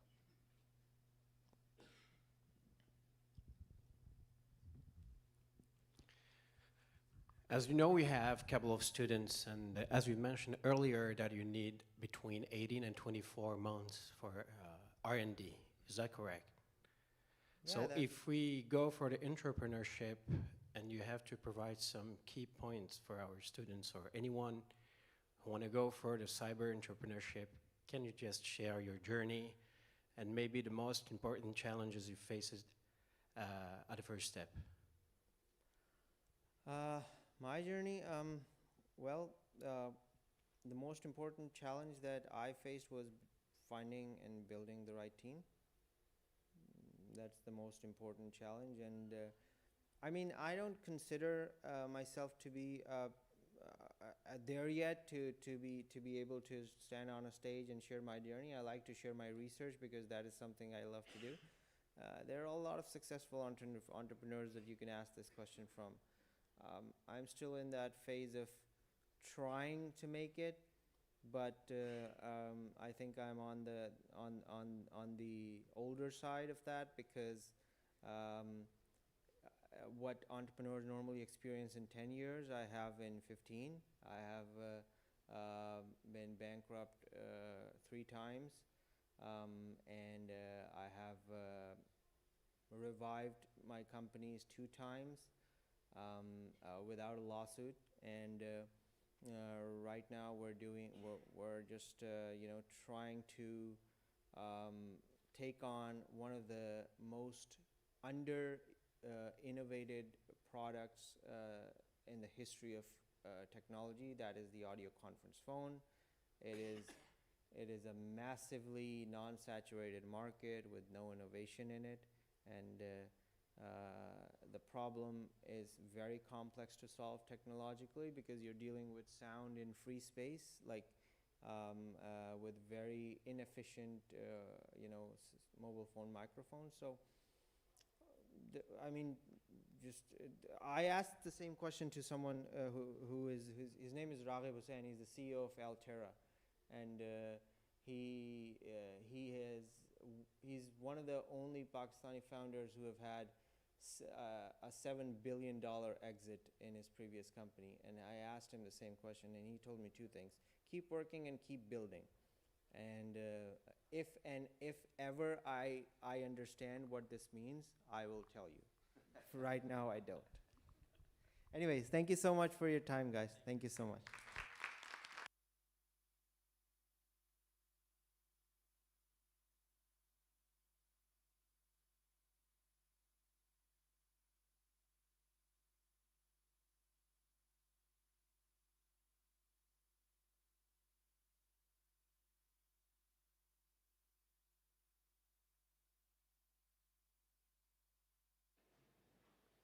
Ladies and gentlemen,